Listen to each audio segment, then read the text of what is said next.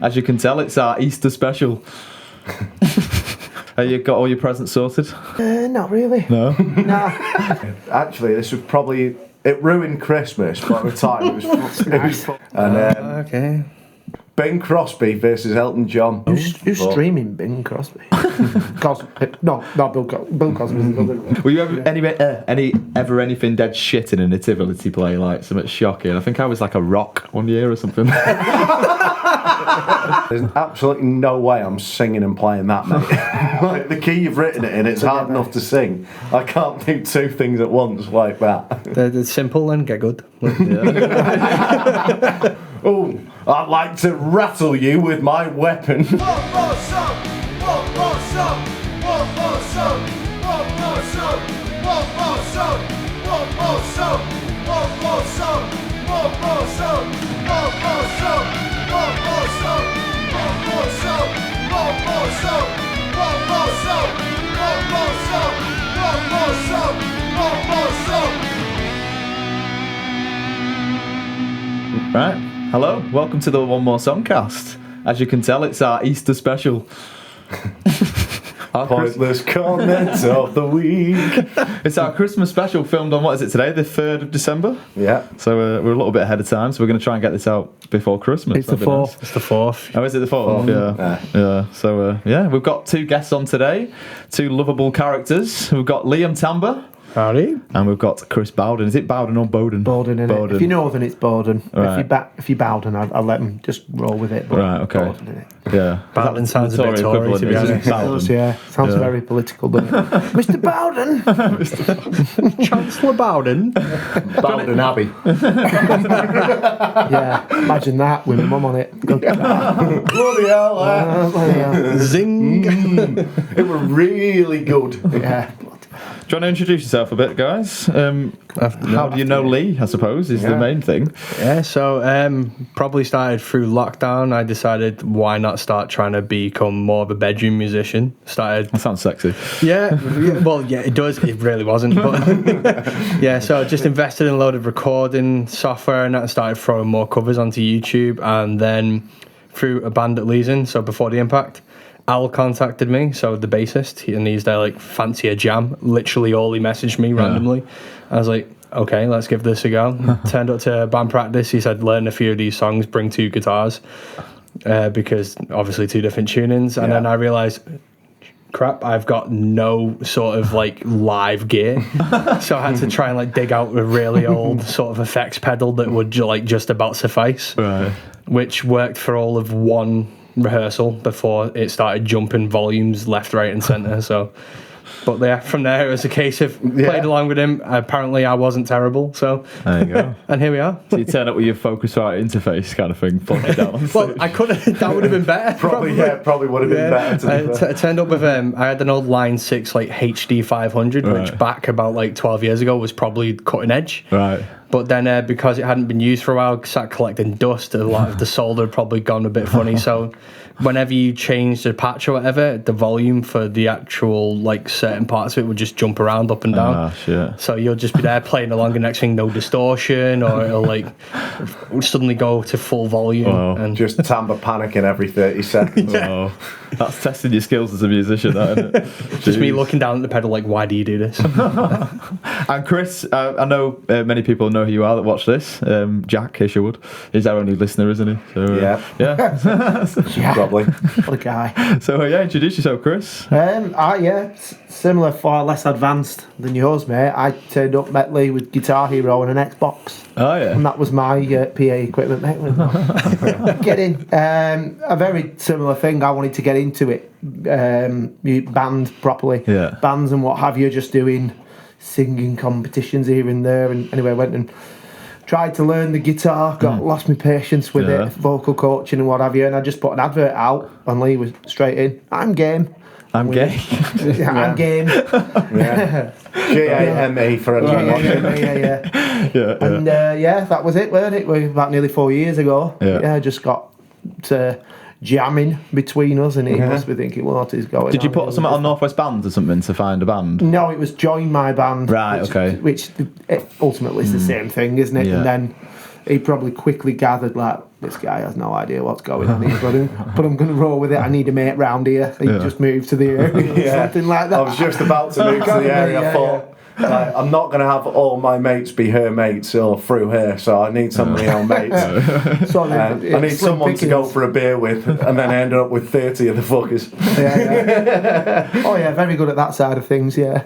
I remember watching your singing during lockdown. Like, you were doing it most nights, weren't you? Do you remember? You were doing like you were singing. Saturdays, most Saturdays. Was it Saturdays? I remember sitting down and watching a few of them. That seems like ages ago now, to be fair, but yeah. I know it was bizarre, but even that was like daunting at the time. Was it? Yeah. It was like 55 people are watching. You're like, are you kidding me? Wow. And a lot of it was just like a barrage of abuse anyway off your mates who've been hammered since dinner time. So it didn't really matter, did it? Did you do much like that during lockdown? Like live streams or out like that? No live streams or anything. I just stuck to like just recording on my own because I wasn't sure what I was doing yet. Yeah. So I like just bought all the gear and had none of the clue to go with it. So. Did you do anything like that? I did, but it was shocking. Like, it was like off, same as you, off your phone, wasn't it? Yeah. Like, with hindsight now, I'd have worked out how to connect a camera and a bloody interface and all that. It would have been great, but it was off my phone and the signal would go because I was in like my back room conservatory. So I was in my conservatory. Yes.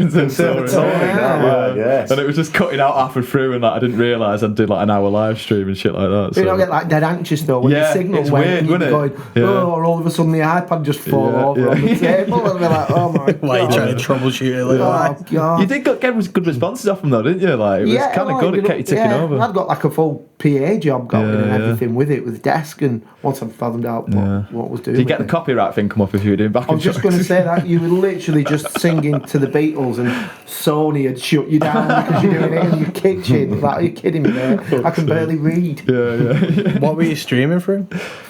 Your phone, weren't you? No, I mean like Facebook Live. Yeah, crap, wasn't it really? But, yeah. Well, I was going to say, Facebook are quite terrible for the whole copywriting thing. It's like them, YouTube get you, and Twitch now as well. They've gone even quite TikTok bad. to an extent, if you use over a certain amount, like I was trying to promote my own single and they were doing myself for copyright. I'm like, what the fuck? It's me. Yeah. See, It's me. It was odd. that was part of the reason I got all the gear and that, because I thought if I record everything myself, it will sound too terrible to actually be the actual song. So they won't pick it up on copyright. But then I was there, like, looking back at my covers, and within 10 seconds, like, oh, this is this. Fuck's sake. Monetize it as your own original content. Funny, yeah. So how's Christmas prep going? All right. You got all your presents sorted? Not really. No. No. We didn't even want to start doing Christmas songs on Friday, did we? Oh yeah. Oh god. Have you put any in then? I'm guessing. We did in the end. We put Feliz Navidad in, and we put Merry Christmas Everyone by Shakin' Stevens. Yeah. Yeah. It's just one of the mixed reactions, isn't it? Yeah. Half the girls go, yay, and other lads are going, Yeah. But yeah. We got a buzz off ours on the other day. Like, everyone wanted the Christmas songs. I was quite surprised because usually you get, I don't want that, kind of thing. But yeah, and Lee was saying you're not a fan of singing the Christmas songs. You find some of them are quite tricky, aren't they? Like some of Slade them ones and all that. Yeah, like quite surprisingly so. We've tried a few and gone, oh. I mean, we knocked Slade down about 4 keys, and it was still ridiculously hard even for me to sing. So I was like, it's the power in it as well, isn't it? Yeah. He just goes for it. But you can't do a lighter version of that song unless you're going to drop it down half an octave or something like even more. That's an end of the night song sort of thing. Yeah. If you can throw that in. No one cares. Yeah. Have you got any Christmas covers planned, Tamber? So I've actually recorded the music for 2 of them. One of my mates has said he'll do some vocals for me, so I'm doing Run Rudolph Run this year because I thought a bit of fun with that one. And then I've made All I Want for Christmas Is You by Mariah Carey, but as a more rocky cover. So see how that goes, but not the same as like the My Chemical Romance or Bowling for Soup one. I've just gone my own direction with it. Nice. So fair enough. Big solos in there and stuff. No solo. No it's solos. just like I've managed to keep it the same tempo, but like just make it sound a bit better. Yeah. When I say better, sorry. No whistle notes. Yeah. I don't think my mate's going to be doing whistle notes. In the Mariah key, that'd be. I'll try and make him do it actually. Yeah, man. So how did your gigs go at the weekend? Flash floods this weekend. Yeah, Flash Floods on Friday, wasn't it? Yeah, amazing venue, one of the best we've ever been to. Alta in Whalley, which was Rio's nightclub. We spent thousands on it, and we got there and thought, oh wow, this will do. Yeah. But it just happened to be -5 or -6. So we managed to keep the crowd that like got in there before it got too cold, but it was dead. Oh, Wally was dead when I was going back. Everywhere was shut. It was freezing. Right. So unfortunately, yeah, it wasn't too busy. I think there was probably about like between 15 and 25 people in there, but it was like because the venue probably holds about 200 or 300. Yeah. It just looked empty. bare, We were yeah. all like spread out there, spread out the back. Yeah. We had a few people dancing. We had a dance off, didn't we?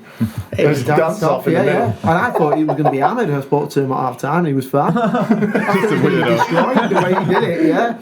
I was like, oh, right, okay, yeah. But him and a few others really enjoyed it. Yeah. But you had the full PA was set up. You had your own sound engineer, changing rooms. Oh, right, okay. Flipping. Well, like a green room, pretty much. Yeah. We did actually have a Really? green room. I took a change of clothes because I just thought, you know what, like we're getting photos done, so I took a smarter shirt and all that. But yeah, I was on my own in the green room. I literally had it to myself. Yeah. Great. Was it No a good rider, sound though. engineer as well? Or? Yeah, really good actually. He took the time with the monitor mix and everything. Yeah. So Yeah, decent. yeah, Nice guy. superb. Good man. It's, Well, yeah, it's a tricky one at this time of year with because people are saving themselves for Christmas, so some gigs Yeah. can be a bit dead, can't they? But It depends if you got a load of Christmas dues out as well. I Yeah, think. yeah. They start around this time, Yeah. anyway, don't they? First week of December, that's when it starts Yeah. hitting hard. So Yeah. Tamber, our last gig was like, when was it now? October, wasn't it? October, yeah.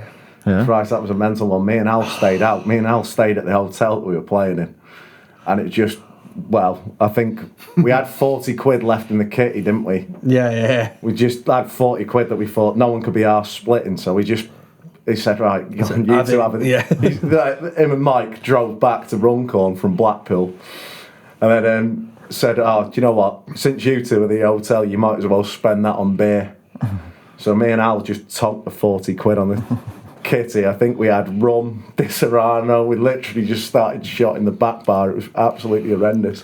Going for it. Oh, superb. Quality. Superb. So I suppose we could use this first part to reflect on our year as musicians, I suppose. So I suppose that's more of a New Year's episode, isn't it? But as part of it, I suppose. So sort of best gigs of the year for both of you, or just best musical moments of the year for all of us. How many gigs have we had, Tamber?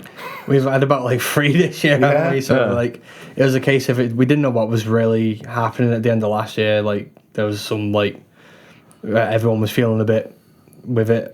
I think lost, yeah. I was a bit at a loss. Mike was expecting his first child, Yeah. so it's a case of are we going to be able to carry on, sort of thing. But then in March we had that gig at it was Chester. Alexander's. Alexander's, yeah, that was a decent gig, so it was nice to get Really back out and good. do that. Well, if we include the stuff that I did for your solo stuff as well, there was 1 or 2 more. Yeah, we did the HMV sessions, gig. didn't That we? was Yeah. good. So they were good. So I it's saw a like, video of that. It looked decent. Like. yeah, so it's quite a good setup, to be fair. I mean, it's like you took your own stuff and your PA and that, but like the fact that it was live streamed and it just felt like you had people just walking in and out, you know, so people that you wouldn't normally reach as a crowd were there and thereabouts and that. So and my dad came to my first one of them as well, so that's something. Yeah, else, so. we had well, I did one acoustic. I did a Sunday session for him, and then I said, "Oh yeah, by the way, I've got 2 bands, so I could do it like where I've got my full band for my solo stuff because I basically put a scratch band together with you, Lee and Mike, hadn't I? Like, yeah. So we literally just put that together, and then, and then. Well, when before the Impact got up, I think we actually had the biggest turnout they'd had for a while there. No, yeah, it was a good turnout, that, to be fair. And like a load of people that I knew from the area as well that have always been like, oh yeah, we'll come. Now that it was a free gig in the middle of the day because like a lot of them have got kids and I was like, oh yeah, we can actually go now. Wicked. So yeah, there was them and their kids and that there as well. I know what your highlight will be as well is creating some of our theme songs. Yeah, that's this been year. good fun actually. So Would you say that's a highlight of 23? That's quite sad if that is. But, well, it's been fun. So it's something different. So usually I write with, just like I'll sit down and do whatever I want sort of thing. But then having a sort of like script to go on, it's like, oh, we want this sort of sound. And it's been like, all right, I'll test it. I'll see what I can do. Yeah, so obviously regular listeners will know that our theme song, which was created by yours truly, Pointless Comment of the Week as well. Yeah, Pointless Comment of the Week produced by. And then there's a new one coming out soon. We're getting the stuff together. What was it again? what was it now? You'll know. It's the Fruity Friday. Friday. Fruity Something Friday. fruit. There'll be plenty on this episode, hopefully. Wouldn't it? Yeah. So I think we've had one memorable fruity comment, but we'll go into that at another time. I think. I think that was said on the review episode anyway. So big thanks, Tamber, for that. It was no worries. very well put together, mate. So what about yourself, Chris? Best gigs of the year or moments of the year, I suppose? I mean, one sticks out. I always like the local ones because you more chance of people come in and what have you. Even though I'm from Leyland, and whenever we do them in Leyland, a few of the lads will come, won't they, and enjoy themselves. Yeah. But we'll do like a few in Longridge, and we did like a mini festival, which is a charity thing that they do every year called Glassfest in Longridge, and it's basically like an agricultural show during the day, and then they leave the marquees at night for the music thing. So we headlined that, didn't we? And it was chucking it down all day, and I thought, oh, you're kidding me. It was packed. It was absolutely carnage. We only did an hour, didn't we? Yeah. At the end, but it was still over 200 people there at midnight in quite a small marquee, and it was just like everyone was buzzing, and I thought it was just me because it was local to me. I think everyone was the same the day after, and I think I saw some of the footage you put up as well, and some of the videos. It looked really good. It was mental. It was mad. I think, me and you started drinking before it, but it was a few of us stayed at yours, weren't there? I never have more than two. I just mess it up. What you mean, like during the gig? Yeah, until we finished. I mean, but do you wait till half time? Is it half time as well, or do you have it before? One before, and then one in the interval. Yeah, you get that dry mouth sometimes, though, when you're about to start. Yeah, the second bit. Yeah, it's like, and I don't even know why you do it. It's like we're here now. Yeah, it's Monday night. I'll have a beer. I feel like shit. I'll have a beer. But everyone else felt the same, and it just so happened like it's usually the first Saturday in July, so it's ages off. And then Abby and Lee had put a gig in for somewhere in Burnley, and I went, that's the first Saturday in July. So we messaged the guy, and they were like, oh, it was great. Are we up for next year? And it's already booked in for this year to look for next year, look forward to. So we moved the other one aside. But that probably has been a few good ones. I know there's been a few. Leyland Gates was another one that was really good. Yeah, the first one. When it was really busy. So they booked us for New Year's straight away. And Broadfield always goes down well. Yeah. Old Black Bull, we always had carnage. I'm not sure if we're going back next year because we're not quite sure what's happening with their music licence. Yeah, they're all to shut. They're all to shut. Black Bull, where's that again? Preston. Friday town. Opposite Weatherspoons and Friday Gate. Just off the ringway. Yeah. But it's good in the back there, but again, that always ends up nuts in there. And you're penned in, aren't you? There's literally... there's no way out. Someone's falling over your gear and that's it. Like... In fact, we need to hire someone got ejected, didn't they, last time we did that? we won't name any names, but it was funny as well. Someone connected with the band. It was very funny. Just seen him getting roundhoused off one of the bar staff. I think you told me this. Yeah, genuinely happened as well. Jesus Christ! A roundhouse, more like a windmill thing. She was trying to hold it together. He was just trying to dodge it. He had to move his head like Tyson Fury. I don't think he managed it, to be fair. I've not seen him since. It was at the beginning of the year, wasn't it? February or something.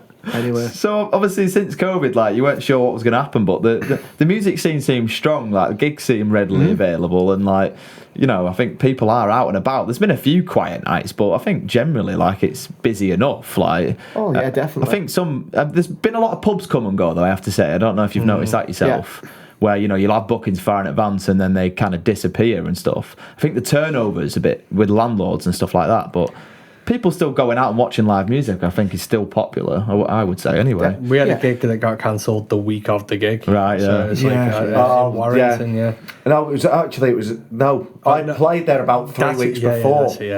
Played there about 3 weeks before. It was an independent one in Warrington. I got the booking for myself, and I got one for them guys as well. Us guys before the Impact, and then basically he just went, mate, this is just, it's too hard to run a pub as an independent nowadays.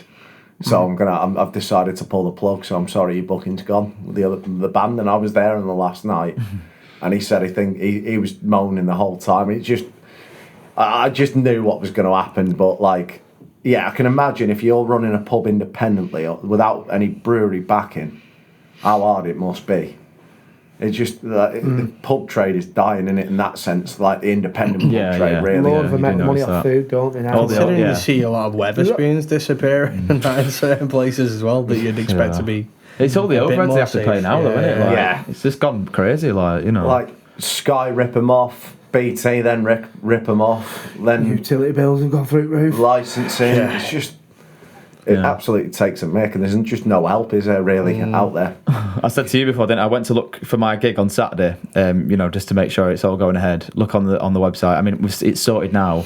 It said Peter Kay tribute act live this Saturday night, and I'm like, what the fuck? I'm meant to be singing there. Turns out it's the function room upstairs. They're having Peter Kay tribute act. I don't really know how that works, but yeah. Gets them in the door though, mate. And see Yeah, isn't it's it? Peter Kay tribute act though. Is it literally just If going to he's be a shit, guy Is this dressed going to as go Peter garlic? Kay? Yeah, just do garlic bread and all that. Shouting If he's cheesecake and shit, you're garlic bread. winning, aren't you? Well, Like, let's be yeah. honest. You just see people trickle downstairs or trickle upstairs. Yeah. Just go back through like Phoenix Nights and all that, find what songs are played on them, and then you've got your clientele. So Yeah, there you go. Just do old Danny Boy at the end of your set. But with a helium below. Peter Kay after party downstairs. Just heckling. Is this the way to Amarillo? You can do the... Who's got a barge bar? Right in the middle of it. It's funny that I mean, like tribute act gigs seem to be big now, don't they? Like bigger than ever. Like we've talked on this in other episodes. Chore Fest they call it. They're all tribute acts. You see tribute acts there more and more, don't you? Yeah, is it Music in the Park in Preston does it as well? Like the Avon Park Festival. There's that and one at Miller Park as well. Is that called Rock Pressed. Rock Pressed? That's massive. Yeah, Yeah, there's one in Witten Park in Blackburn as well, and it's like Oasis and all that. Yeah. And they seem to be everywhere. Yeah, at the they're minute as well. everywhere, It's like yeah. Liverpool seems to have a load of them rolling Yeah, through as well. when years ago you'd look like it was like a tribute, and they'd just be getting pure abuse. No one wanted them. Oh, on the comments, or Yeah, as well, I've like seen that, but no one wanted a tribute act. Now everyone wants tribute acts. It's just ridiculous. I don't get where that's come from, really. I think it was in Chore Fest. It was like, who do you want at our festival next year? And you go in the comments, and it was like, I don't know, fucking Scream instead of it was all tribute acts like Oasis, and there was nobody that just said like a normal singer. You know, it was just all like, yeah, crazy. But yeah, comedy tribute acts though. I mean, that's something new, surely. Yeah, I've never seen that before. Yeah, that's something I've not heard of. Yeah, I mean, if you've seen the gig before, like it's like garlic bread, and it's like, Yeah, but, like Can't exactly showcase Surely- your own material there, can you? surely the worst thing in comedy is like being a joke thief.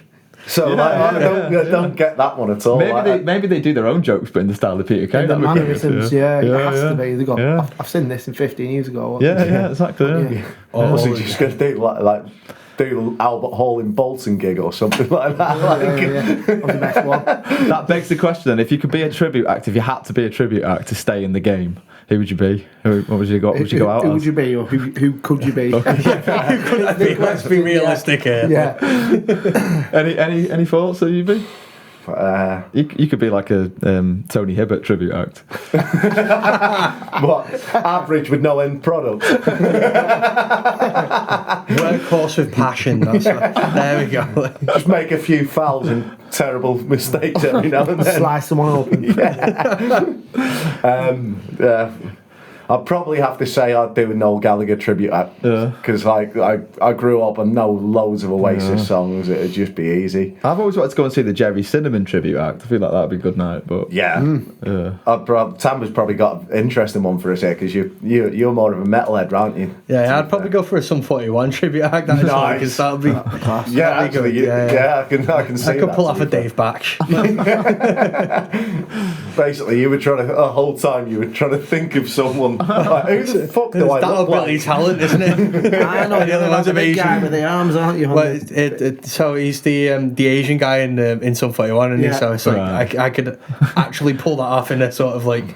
To be fair, did he have a solo career or was he just? He had a few bands. Oh, right, okay. Yeah, So he was in Sum 41, then he was in a band called Oxygen Thieves, I think it was, and then He also had a band with his cousins called Brown Brigade. Legend. Oh. Which, they did a really good cover of Hallowed Be Thy Name. Yeah, all right, I okay. Maiden. Yeah. Well, there's an audience for it somewhere, I'm sure. What about you, Chris? Phil Collins? Oh yeah. Right, said Fred. Hey, I need the other guy, wouldn't I? I'd need Jack. Oh, James! Fucking hell, James! You could be James. James, or Surely. yeah, There you go. Killers would be good, but the FU would be tough. One. Yeah. That'd be the one. Yeah. That type of music, probably. I don't know. Never thought about it. If Flash Flood's tracked in there, would you not consider it? Oh God, no. we did another gig, didn't we? Just an acoustic thing back in September time. Yeah. And there was a tribute on.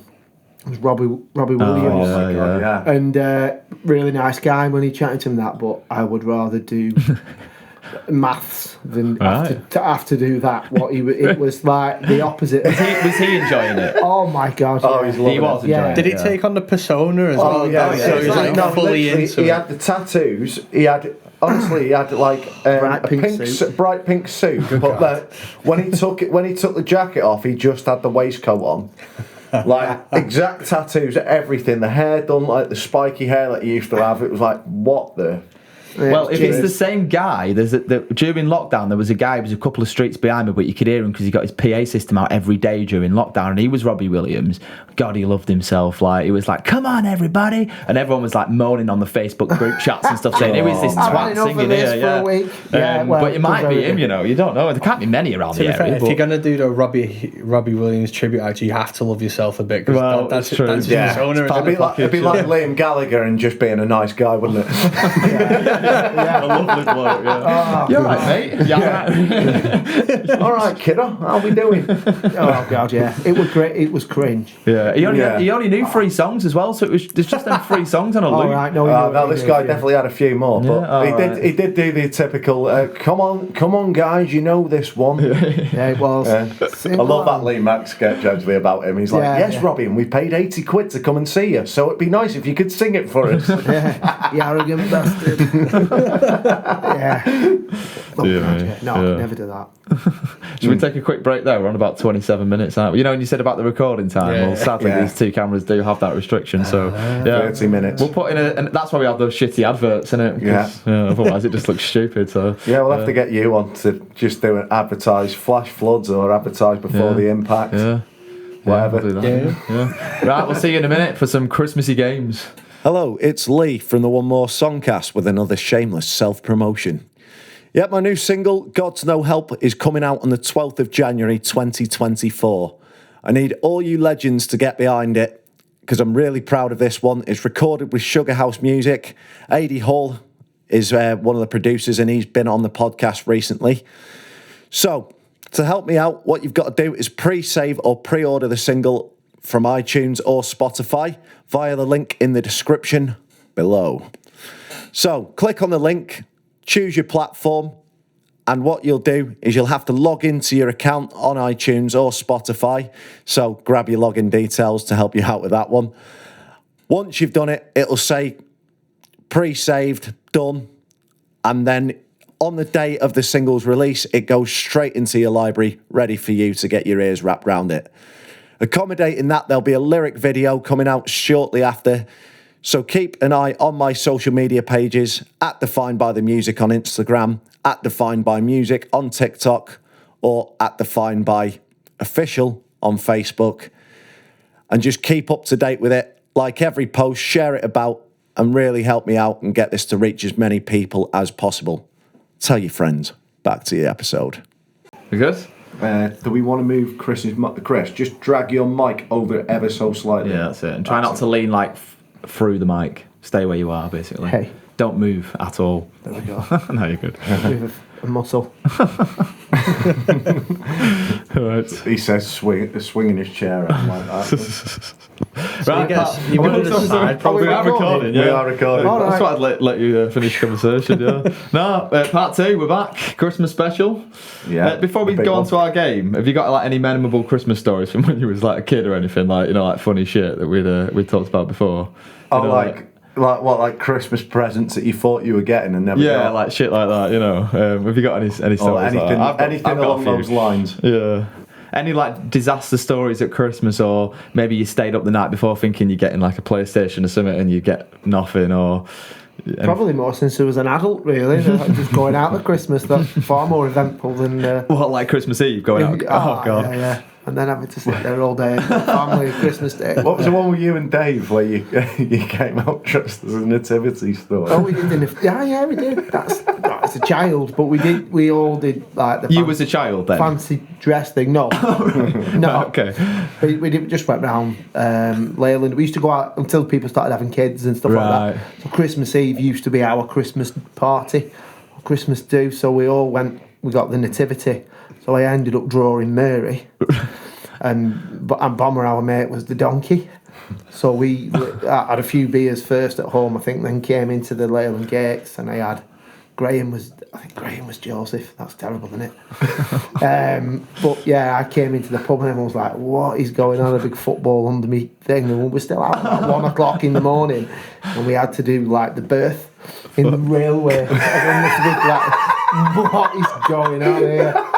Didn't you come into the Leyland Gates like riding on Bomber's back as well? And we opened up and opened the door and everybody. It was about 5 o'clock tea time. How many did you have doing it? Like innkeepers and shepherds and there's stars and shit? Well, there were 20 of us at weekend, weren't there? So it was about a little bit less. Yeah. But by the end, half the shepherds had gone home and all sorts of stuff. By the time the birth happened, it wasn't in a stable anyway. You were allowed to stay in that pub where you during the birth. You didn't get kicked out, right? So, absolutely, yeah. As long as you were buying the drinks and anything goes. Different times back then. Leyland, didn't it? Leyland.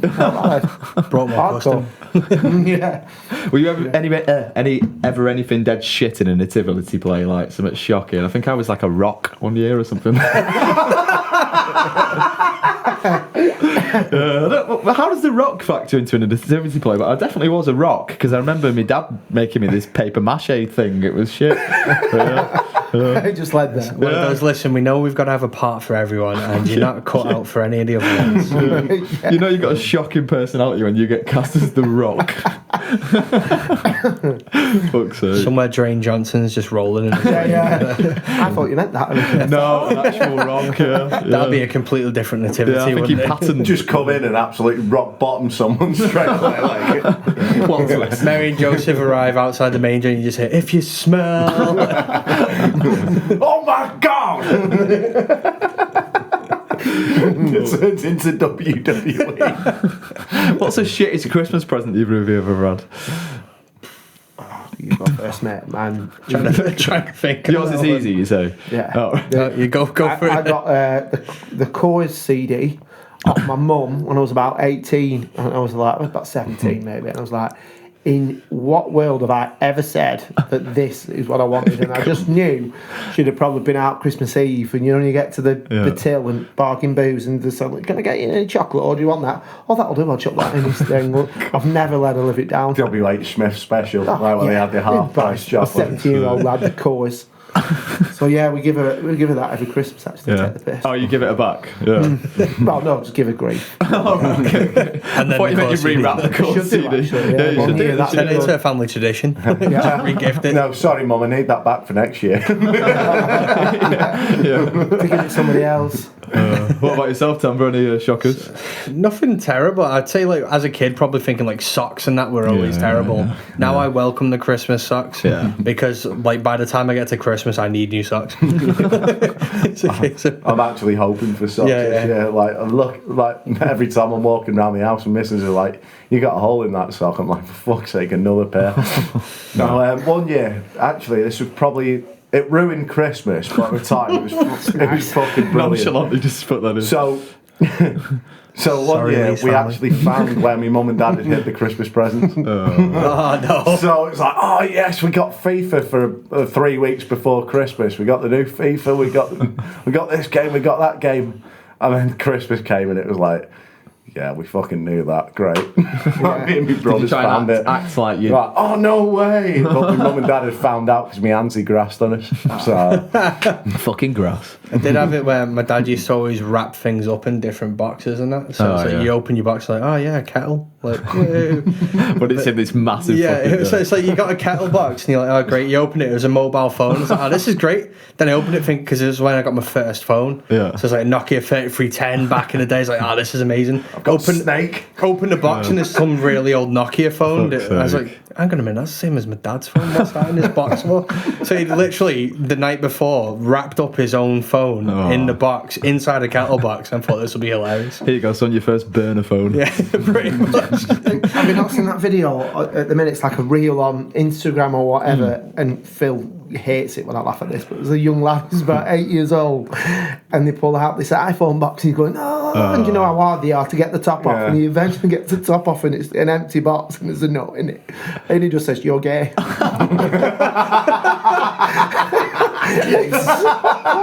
Does he burst into tears as well? It cuts off, so you can't really see, but I think, I'd 100% do that, wouldn't you?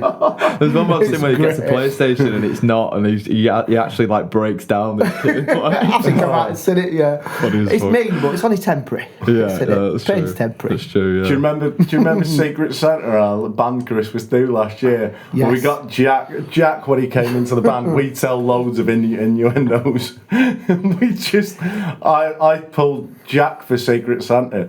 So what I did is I thought, right, I've got to get something overly sexual here. So I got like a fucking chat up lines book. We were going around the pub and we were just reading it. Getting And him to Jack's read got it. a proper thick Lancashire accent. He's just going, "Oh, I'd like to rattle you with my weapon." What chat lines book would that be in? It was absolutely awful, it was wasn't it? What is it called? Dirty Aggressive chat lines or something.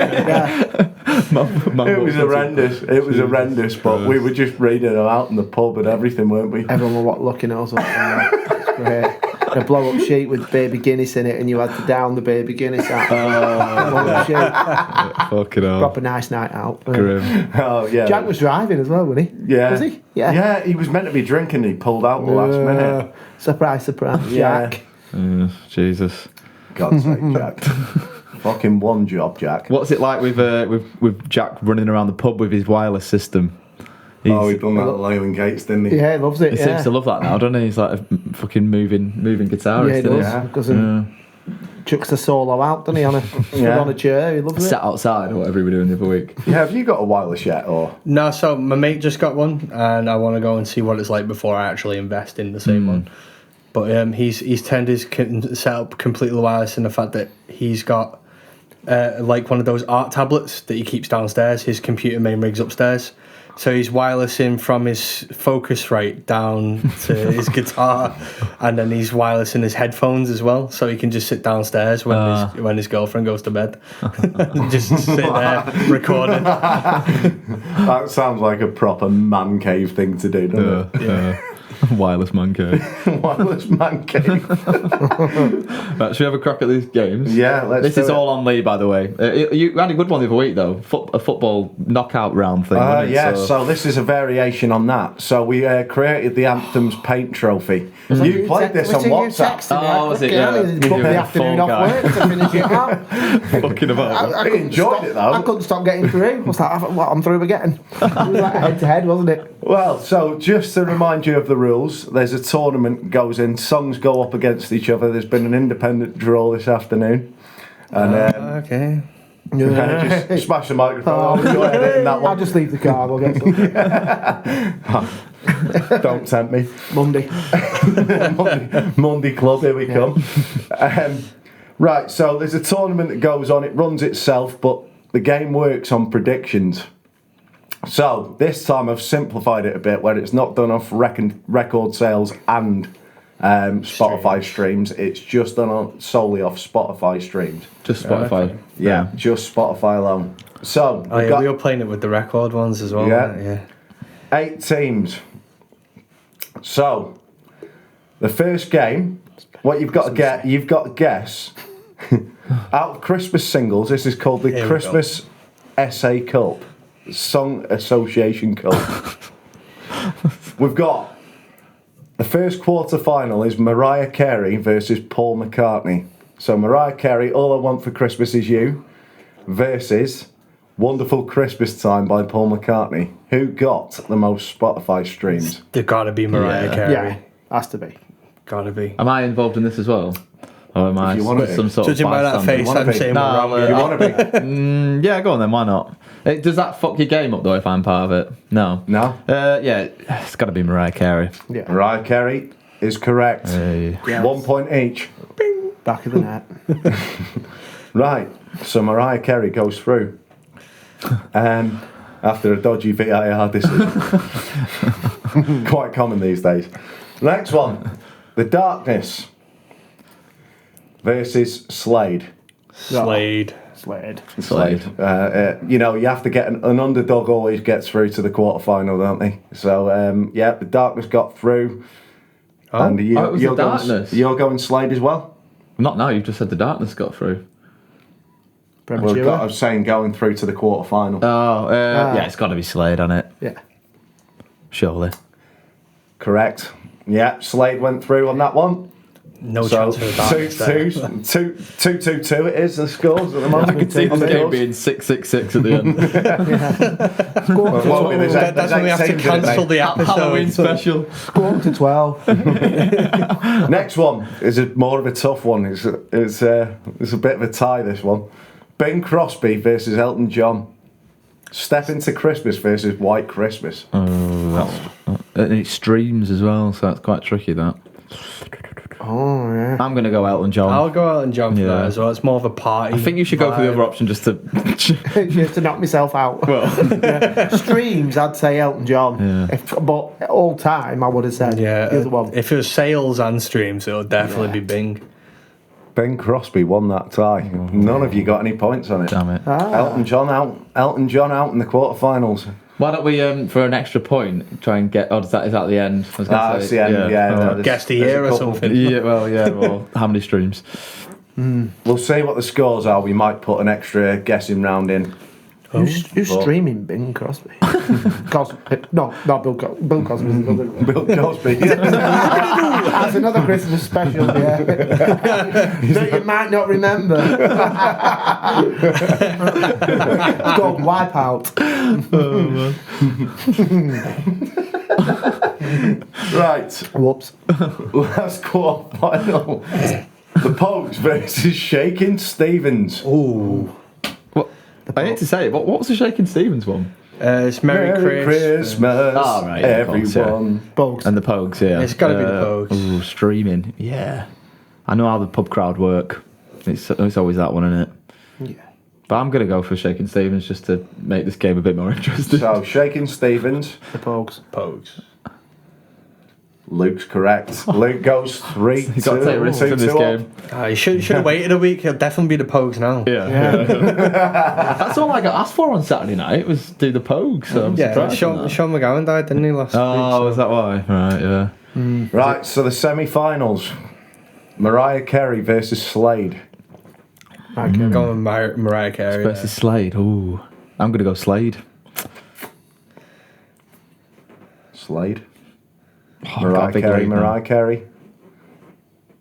Levels. Oh, yeah. Even Stevens. See what you did there. Gave you false hope. That was the VAR check. Yeah, I did. I went. You celebrated a goal too early. Went through on penalties. Am I out of it just losing No, points? no, just- Right, okay. Just didn't gain the points. Yeah, that's I it. do, sure. Right. I'm used to that at the minute anyway. Giving them out for everyone else. yeah.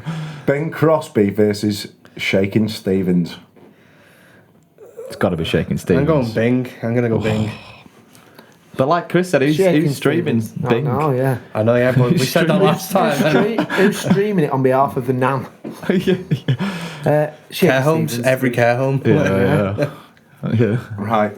It's a lot of So you- streaming. Bing. I'm going Bing. 2 Shakin' Stevens. Yeah. Tamber takes the lead. Oh. Have you got the scores? Scores on the doors. It's 5-4-4. Right, yeah. Lovely. Right. So the final. Calm down.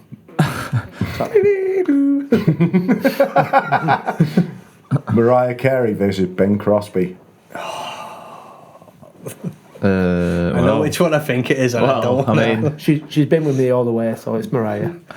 I'm gonna have to switch up and go Bing. He's been very good so far. Yeah, I'm gonna go with Bing. Yeah. Dun, dun, dun. It's Chris levels it up with Mariah Carey. Got to take the tension.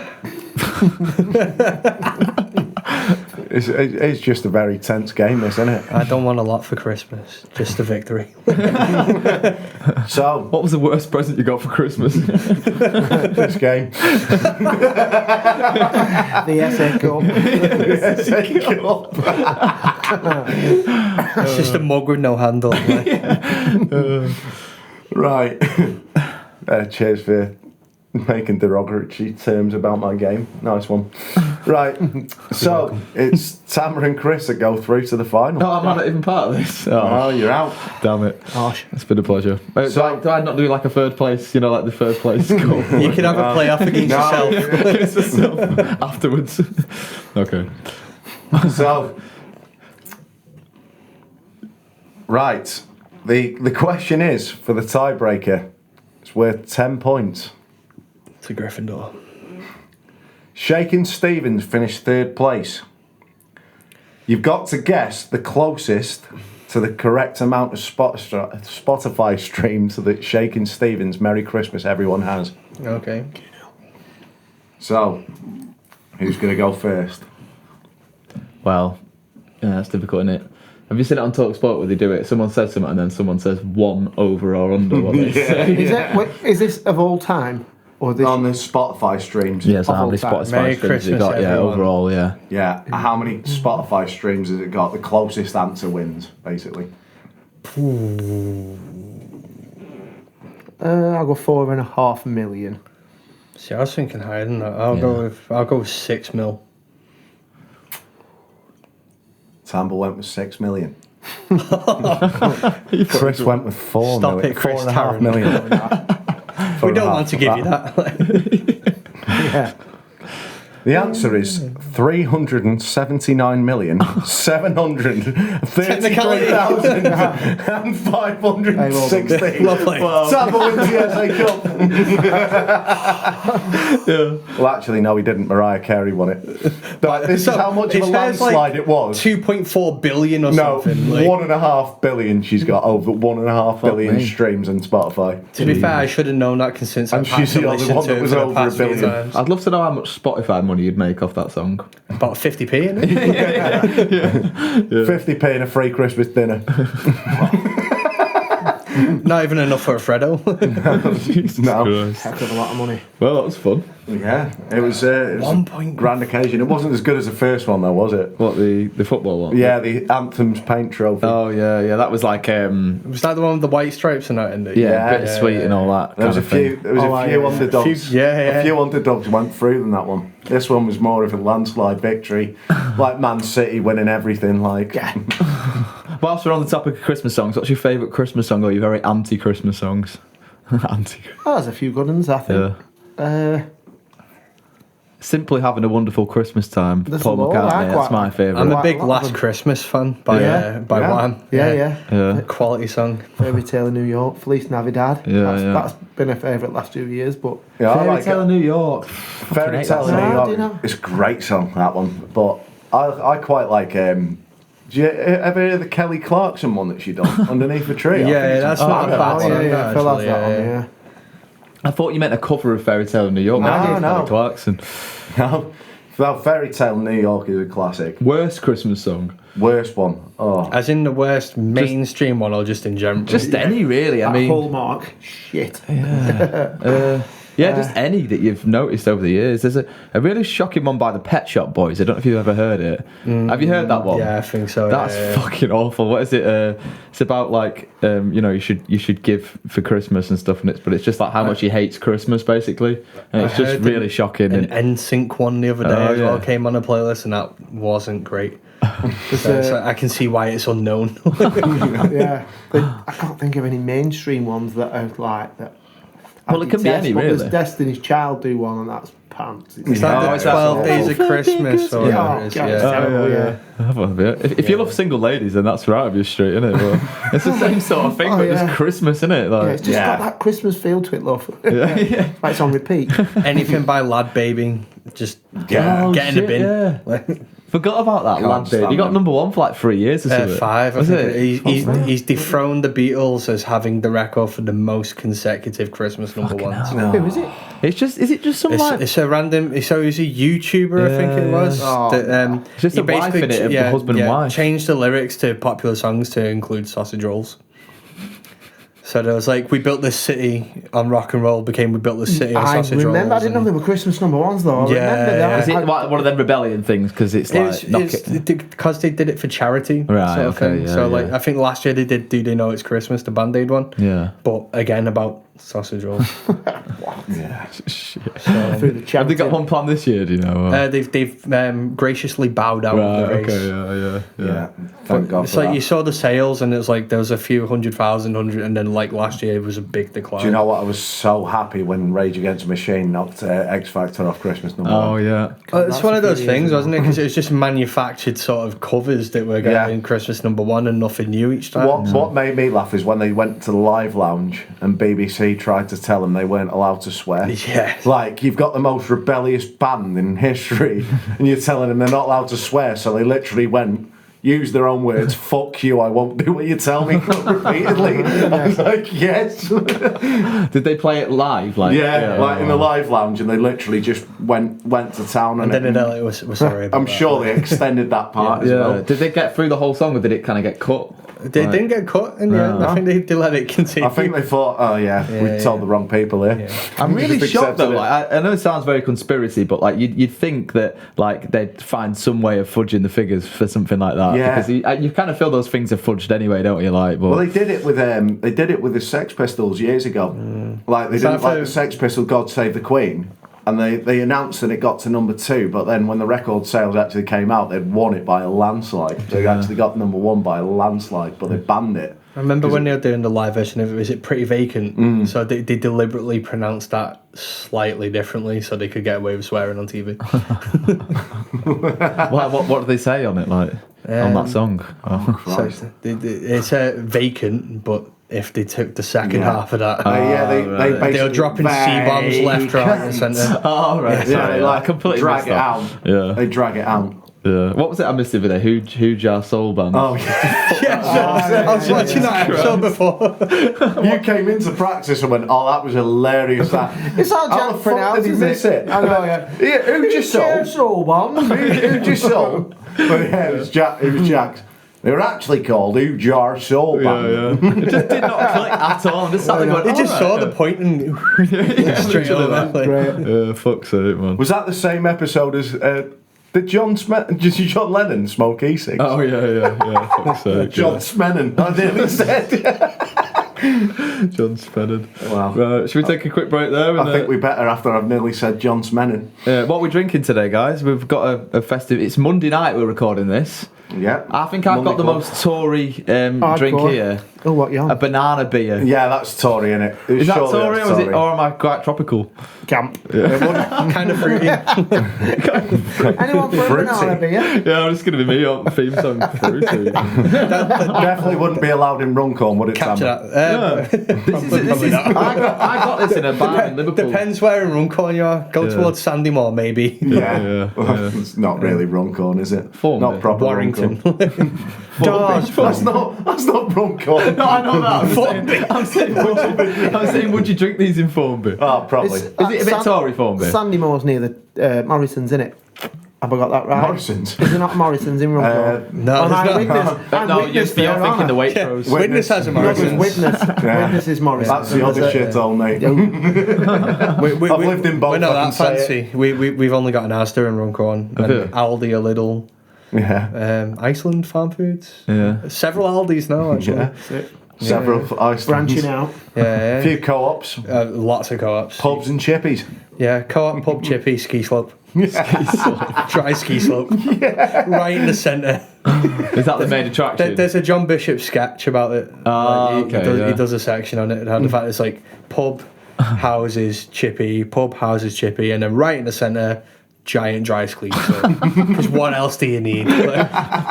Sorted. Eddie the Eagle was never brought up there, was he? But we used to just ride down the back of it on our bikes. No, do you know what? Like, middle of the 20s, me and Al actually, one day the work got snowed off and all that sort of thing. So, I don't know if you know where Ant Fisher. Yeah, He just went, right, lads, I'm going for a breakfast in Widnes. So, like, we just went to a Toby Carvery for breakfast, and then he goes, anyone want to go to the ski slope? We just made fucking, we literally spent half an hour, someone had like a fucking sledge. We literally got 3 sledges, and like, I think we even ripped the wheels off a skateboard and just started going down the ski slope. While it was short, obviously. Fucking, well, yeah, well, it was just literally a massive hill by the ski slope. Right. And they just leave that bit open. Yeah. Just ripped the wheels off a skateboard and fucking went down. It's not very well policed, let's put it that way. There's one in Rottenstall as well, my part of Lancashire, like up there, and it's weird. Like, there don't seem ever anybody on there. Like, very strange. But Everyone knows it's there, though. yeah, they know it's there. They know where to find it, but there's never any It's one of those custom. that I don't remember seeing people going down the proper way of it, but always down the back of it. Yeah. Always going down the back on BMXs and bikes. I wonder how much the chill factor affected their market. Because when that got built, like, the chill factor in Manchester, the proper ski slope. Right, okay, yeah. Think, Oh, was that the indoor one? yeah, that's what I'm saying. Like, You actually have to pay for that one though. So yeah, that's true. Yeah, Wrong. In Wrong call, you I'm don't gonna pay do for fuck all. Well, that's probably why it's so great and so cheap. Everyone has to lower the prices because people just won't pay it. I think we've got a Booths or some M&S in Chorley now. You wouldn't expect that in Chorley, would you? But I think more of them are popping up these days. So Surely not. Here we go. Surely not. Yeah, there you go. Classic, innit? Well, should we take a quick break there? On about 28 minutes, aren't we? So yeah. Hey, we've got something great coming up for you for the next bit. Right. Yeah. Right. See you shortly. Super. Cheers. Hello there. Sorry to interrupt your episode. Just going to take a moment out to advertise me and my massive ego. No, we'd like you to go and check me out as a performer. It's Luke B Sings on Facebook and Instagram. I don't do all the TikTok and all that business, so it's just those 2 social medias. You can have a little look at my upcoming gig dates. You can have a look at a few cover videos and stuff like that. And yeah, just generally see what I'm up to as a solo performer and as a member of the One More Song trio and Age Gap duo as well.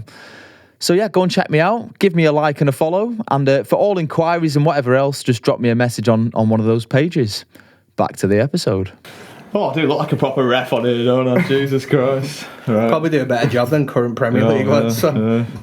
Now, I'll tell you a story. Well, welcome back to part 3. Yeah, that's a good start. I'm dressed as a referee. It'll all become clear soon. I've got my headset on. So I used to be a referee when I was 15, right?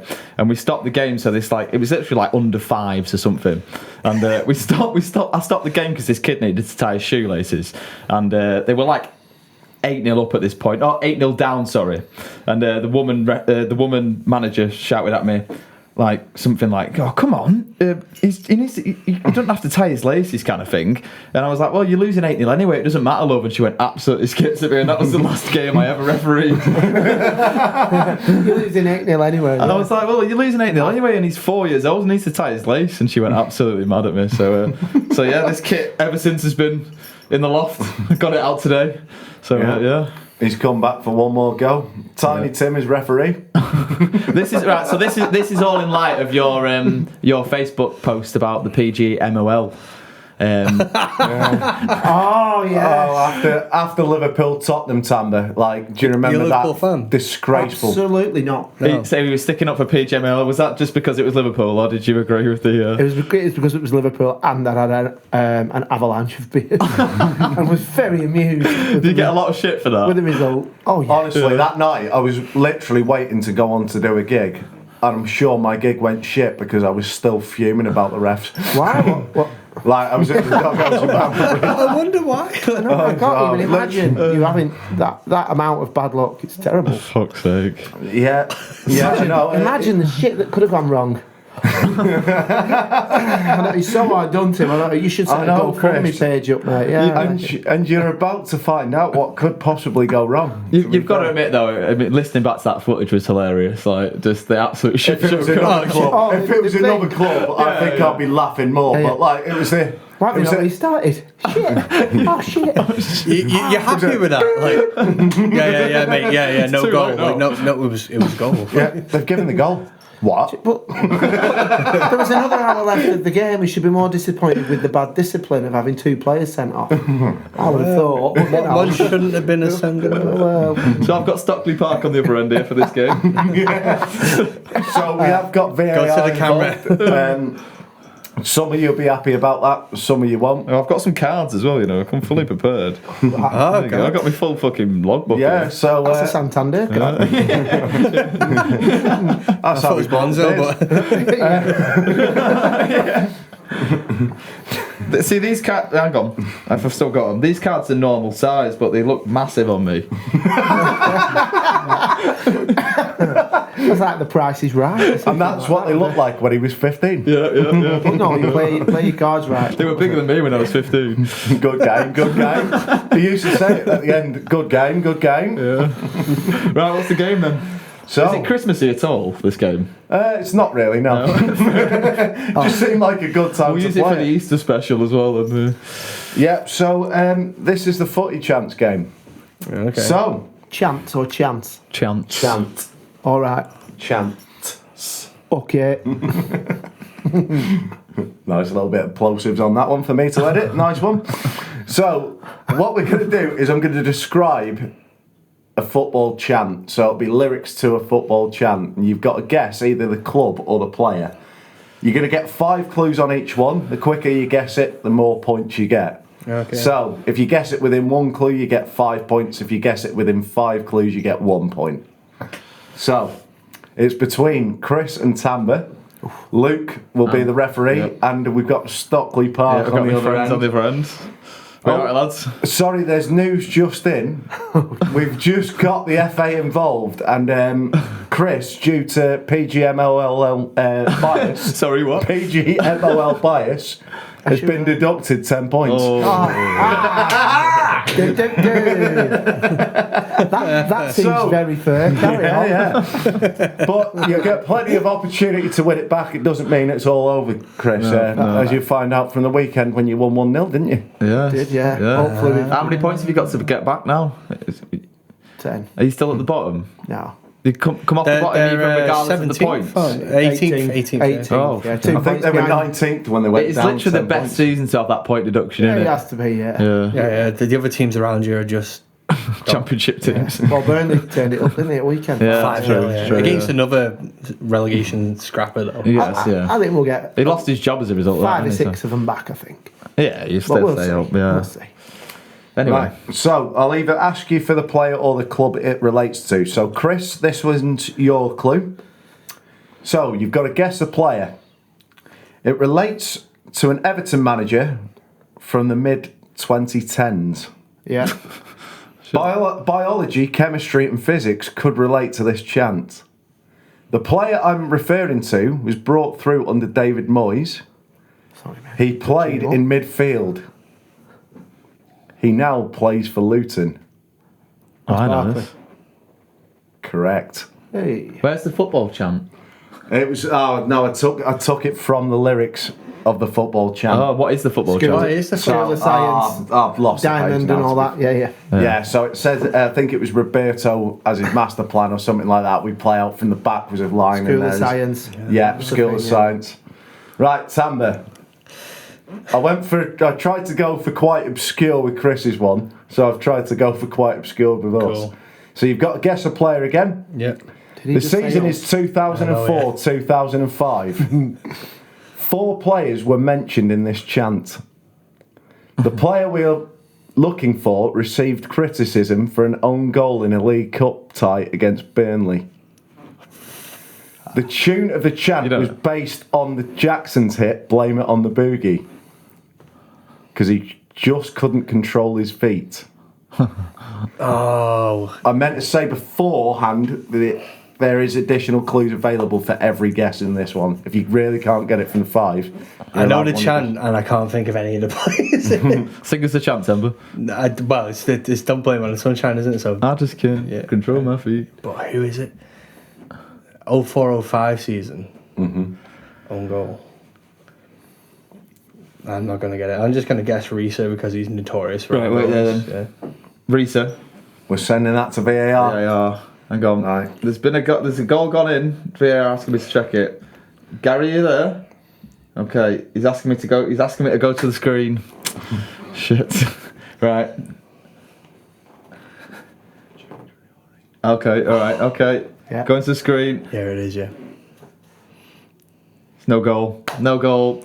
It's Traore. Jimmy Traore. He could not control his feet, that's true. He could not control his feet. He was fucking awful. How that guy's got a championship. Benitez, Champions wasn't League it? medal. And he put a weakened team out. Yeah. He He tried to back heel it or something. Knocked it in his own no, net. I actually remember it now. Was that under the Brendan Rodgers reign then? Was it? No, that was 04-05. Rafael Benitez. That was the season we won the Champions League. Oh, right. Well, I don't know. Same Fucking hell, season. Okay. Oh, it said it at the beginning. You're not listening, are you? yeah. So what I thought. And this is a problem with VAR, This is the people. audio room. Are you happy with that decision? Well, I'm Howard Webb, so I don't really care about them.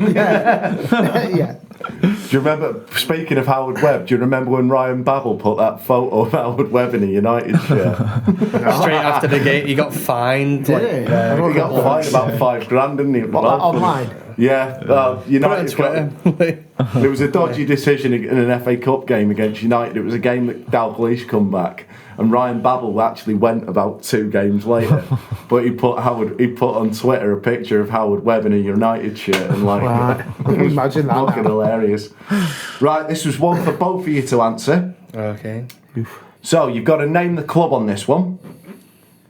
The chant is "Cheer up, Alan Shearer." No, it's not that, is it? No, I'll do it. Go on, ref. Come on. Cheer up, Alan Shearer. Oh, what can it mean to a sad Geordie Sunderland. bastard and a shite football team? Sunderland. Sunderland. Sunderland, Yeah. okay. Tammy needed an answer as well, didn't he? Tammy needs an answer. I was going to go Sunderland. Sunderland. Yeah. Well, it's not Sunderland, so guess again. Man United. So you're going United. United. Who are you going, Tamber? I'll go for Middlesbrough. Middlesbrough, okay. Right, we're going to the board. Because it's a close one, this. It's a close one. Okay. Give it to Liam. Give it to Liam Tamber, okay? No. Are you sure about that? No. No, it's okay. Are you sure about that, Graham? Right, we're giving it to Liam Tamber. Well done, Liam Tamber. Oh, wait, shit. It's not Liam Tamber. Oh, it's too late now. It's kicked off. What do you mean there's nothing you can do? Oh, fucking hell. Right. Correct, Chris. You're right, Chris. Well done. United, yeah. I was thinking of the is. Solskjaer one with Shearer, but Oh yeah, you know it's a Manchester United chant. Must have been from the Keegan days, I imagine. But is that right? No, you weren't even there then. Oh, you was there then, weren't you? Yeah, Keegan signed him and then left about 2 months later, I think. You'd love it though. So, It's a good one. I enjoy that one. Right, what have we got next? so we've got name the player. This is me describing the chant again. So the chant was from a club based in East London. It was based on the tune to the Spandau Ballet hit Gold. Conco. Oh, got an early guess. I might be wrong. Got an early guess. So are we naming the football club or the player? Player. No, I think you might be right there. You know. Cool. I'm going to go with quickest answer Well, first. the ball has touched his hand on the thing. There's absolutely nothing he could have done about it. Yeah. But we're going to give a penalty. Well done, Chris. It's a goal. And because he guessed it within 2 guesses, 2 clues, he got 4 points for it. So that's 5 points to Chris. And how many Tamber have we got?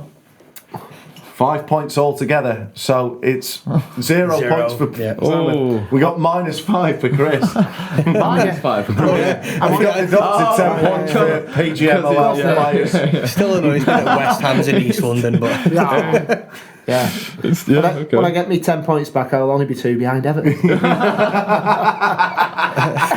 put your appeal in, you might get it next year. It's just turned into a football podcast, isn't it? Yeah, it's great. Right. Now this one. is a final one for 10 points. Oh, it's like next goal wins. Oh, it's a good on this if I think I know what it is. Pretty much, yeah. Let's go. So, this one you have to guess the player and the club. Oh, are you gonna? Is it? Yeah. That's gonna be tough. Isn't it? Right. Okay. Yeah. So, the player was an international for both Scotland. I'll start that one again. The player was an international for Scotland at both cricket and football. Jeez. He had a brief spell on loan at Manchester United in 2001. His fans greeted him with a chant about him and his schizophrenia. He had his most success in the 90s at one of the famous Scottish giants. Andy Gorham. I'm going to go. Which player and which club? Andy Gorham Rangers. That's just a guess. I've He no might idea have retired on that one. well before that. I'd say for your sake, Tamber, just name a Scottish club and you might get a point out of it. Might get 5 One of the points. big ones, so Celtic. Then Okay, if you've okay. got Rangers, then Yeah. But no player. No, yeah, yeah. yeah. But no player. Ali McCoist. Wait there, I'm trying to think who played for you. When did he play for United? 2001. Yeah. Alan Brazil. I know he played for United. Oh, I'm trying to Cricket think. as well. Yeah. But he was the keeper in the 90s for Rangers, and I'm sure he went to United, but I'm not sure if it was that. Go on, late. read the actual I've got song no out player, because the yeah. song's funny, but you don't have to put the name to it. So it's about he's got schizophrenia, and what's the song? There's only 2 of this player. There's only 2. I didn't remember him having schizophrenia, so I was probably going to go. It was a guess. Okay, nothing, Tamber. No player. No player. Okay, going to the going to Stockley Park now. Yeah. Going to Stockley Park. How are you doing, lads? No, we're refereeing a game. It's not a lunch break. No. Okay, we've got. It was definitely a foul, but you're not going to give it. You're a bunch of Tory cunts. We don't need your Subway order. Like. Right, so it was. No, I'm all right. I don't want anything from Mackey's. I've had my dinner. So it was Andy O'Gorman. Andy Gorham. Andy Was Gorham. the correct answer. Well done. And Rangers was the correct club. was it? He stayed up. Oh, Get in! it's almost like it was rigged. Just need some investment now. You're getting a new stadium. What Wasted 500 million. So has he won then, Chris? Yeah. Chris has come back from minus she's 10 dead. points. If that's not an envisionment of what's going to happen for you this season, I don't know what is. I actually thought you'd get that Jimmy Traore one. I thought, no. I completely. wasn't You know, sure. the tune on the I chant thought- was wait, don't wait. blame it on the Haman, don't blame it on the Biscan. Don't blame it on... who was the last one? Who's Biscam? Igor Biscan. Igor You don't Biscan. remember Igor Biscan? No. Yeah. He He looked like turned a up. little version of Haman, basically. It sounds like that. Some shitty biscuit thing. He yeah, turned up. Biscoff. He turned up. Igor Biscoff. He looked like a decent player to the very beginning. Got sent off against Everton, and it was like we got a completely different player when he come back from suspension. You think Lucas got some shit? He got some serious shit, didn't he? Biscam. Oh, Yeah, I do remember Lucas him. had some good years in him, though. Yeah. Like, Yeah. Some proper. Biscan. Biscan got 2 good goals for Liverpool, and that was about it. He was awful. He was absolutely horrendous, but Couple worse could have been LS Juve. oh yeah. Alright, no one we'll play a little listening. game then. Naughty or nice. Naughty or nice. L has Juve. Howard Webb. Depends on the club you support. If you could bring back. Oh, that's a bit obvious though, isn't it? Really? I'm going to say if you could get rid of one player at Liverpool right now, who would it be? And Everton as well. Who would be on your naughty list this Christmas? Who's been the naughtiest at your club this year? Who would I get rid of? Probably Joe Gomez for me. He does my head in. It's a good Probably shout. Ben Godfrey. Ben Godfrey. Gobshite, Yeah, probably name. Gomez actually is. Just Like one thing you've got to have as a professional footballer is concentration. And Joe Gomez just gets away with so much because of his pace. He just literally like goes, quick, innit? oh crap, someone's behind me, someone's 10 yards behind me, better catch him up, and then goes, and then the next thing you've conceded a goal because he's realised it about 10 seconds too late. I know it would be a controversial one, but maybe Thiago as well. Yeah, old. He's too injury prone. He's still there. Yeah, he's been injured since the start of the season. That's the thing. They're great players, but you think you've got them in your Arsenal, but then you don't, do you? Like it does. It's almost just a null and void It's like player, having a isn't luxury it? car. When It's like Casemiro this season for us. I've got another one. Who's a player you wish would have done better at the club? Like, you've signed a player, you had really high hopes for him, he had a really good start, and then injuries or anything got in the way. Rodriguez. James Rodriguez. That's a good shot for Everton, Shipped actually. to Saudi, didn't he? Yeah. I mean, Rafa didn't like him. did he not do that? I mean, I know he didn't do great, but He came in at a manager change, didn't he? I think was the problem. He was he great. was still on like the very Yeah. obviously more talented than the rest of the team, though, weren't he? When he was on his A Ancelotti signed game. him, and then Yeah. he went to Real Madrid, and then they came in and Yeah, but even when he played a couple of the early games, I felt like he was head and shoulders above everybody else. Yeah. He just never carried it on, did he? I've still got this headset. See you later, lads. Still going to Stockley Park.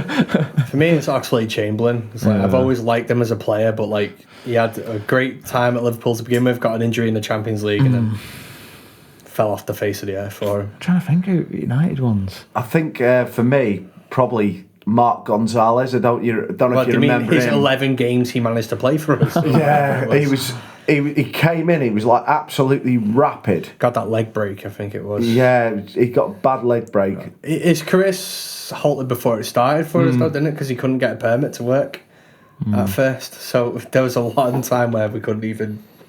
You'd have to go more recent history for United because it all was going pretty swimmingly, weren't it? Pogba, I'd say. Pogba, yeah. I think maybe Sancho. like Sancho, yeah. Because I was excited about him coming. Maybe Varane as well, to be fair, because it's not gone great for him either, really. But yeah. Not this season. I felt like he was good last season, to be fair. Yeah, he was. Him and Martinez, and then this season it's just like Martinez isn't next to him, so he's like, I've switched off as well then. Yeah. Maybe Di Maria. I was excited about him coming to United, but he turned out to be a right little rat, didn't he? Depay as well. Yeah, Depay, yeah. Who's a player that you really liked from like your club's rivals you'd have wanted to sign?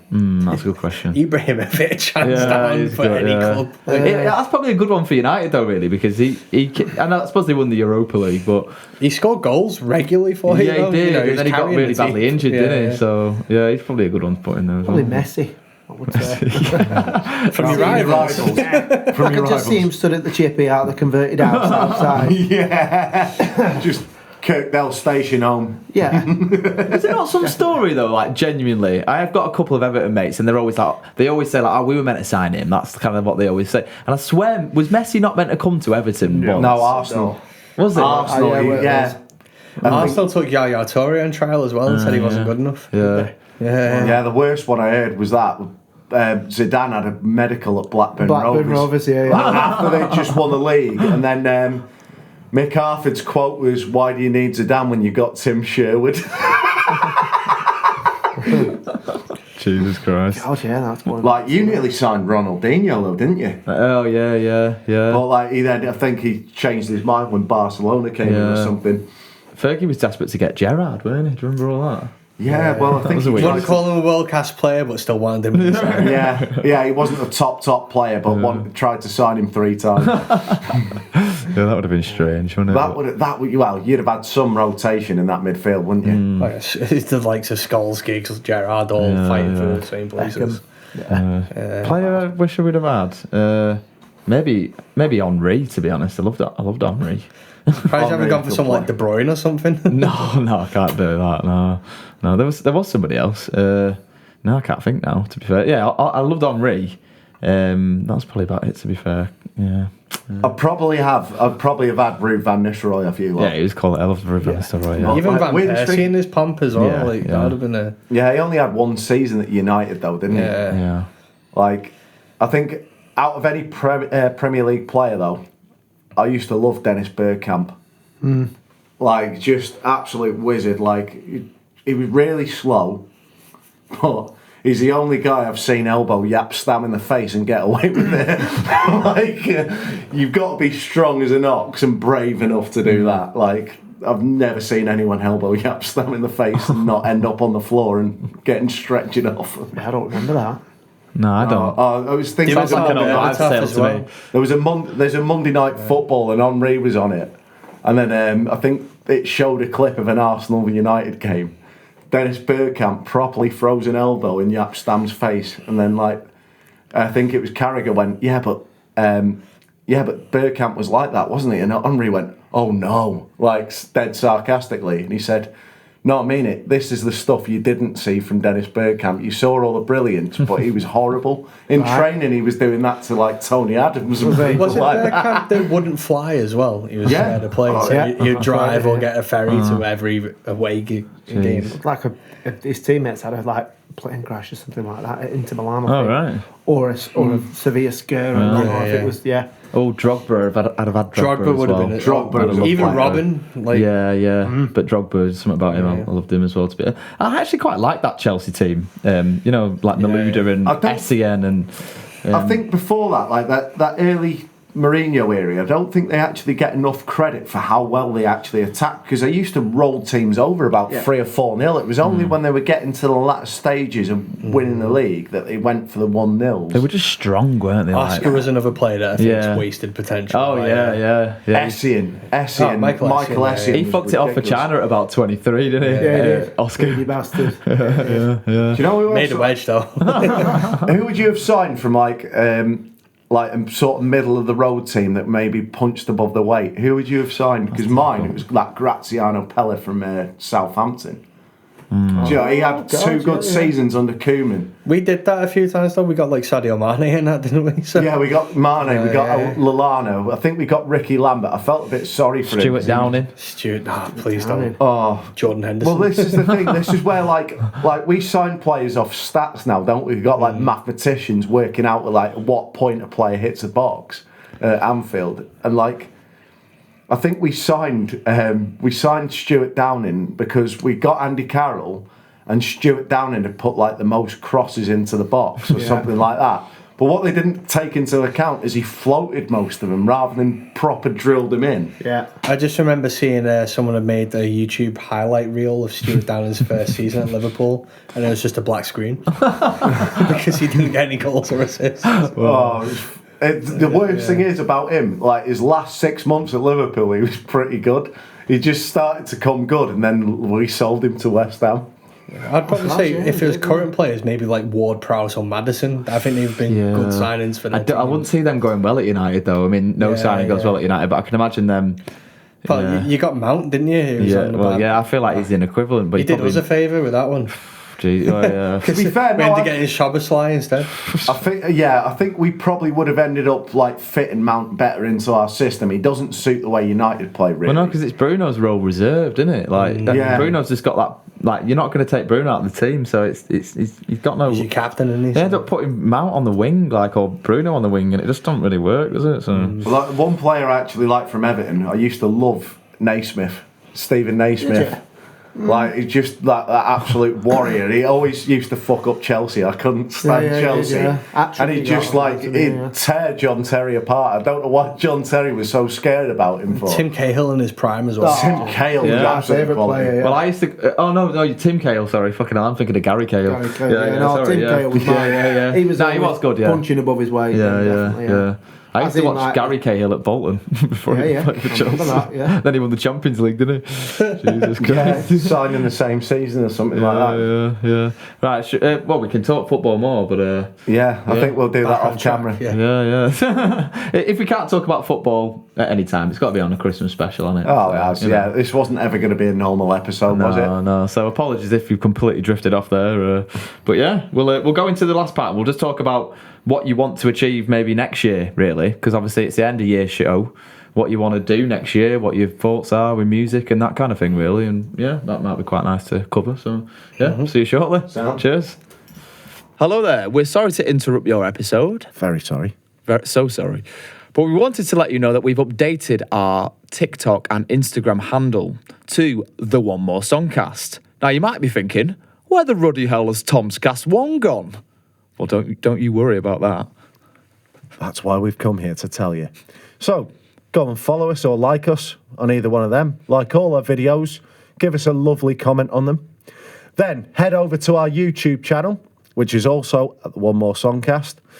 And subscribe to us, hit the notification bells, leave us lovely comments, like all the videos, and then go over to Spotify or Apple Podcasts or wherever you get your podcasts from.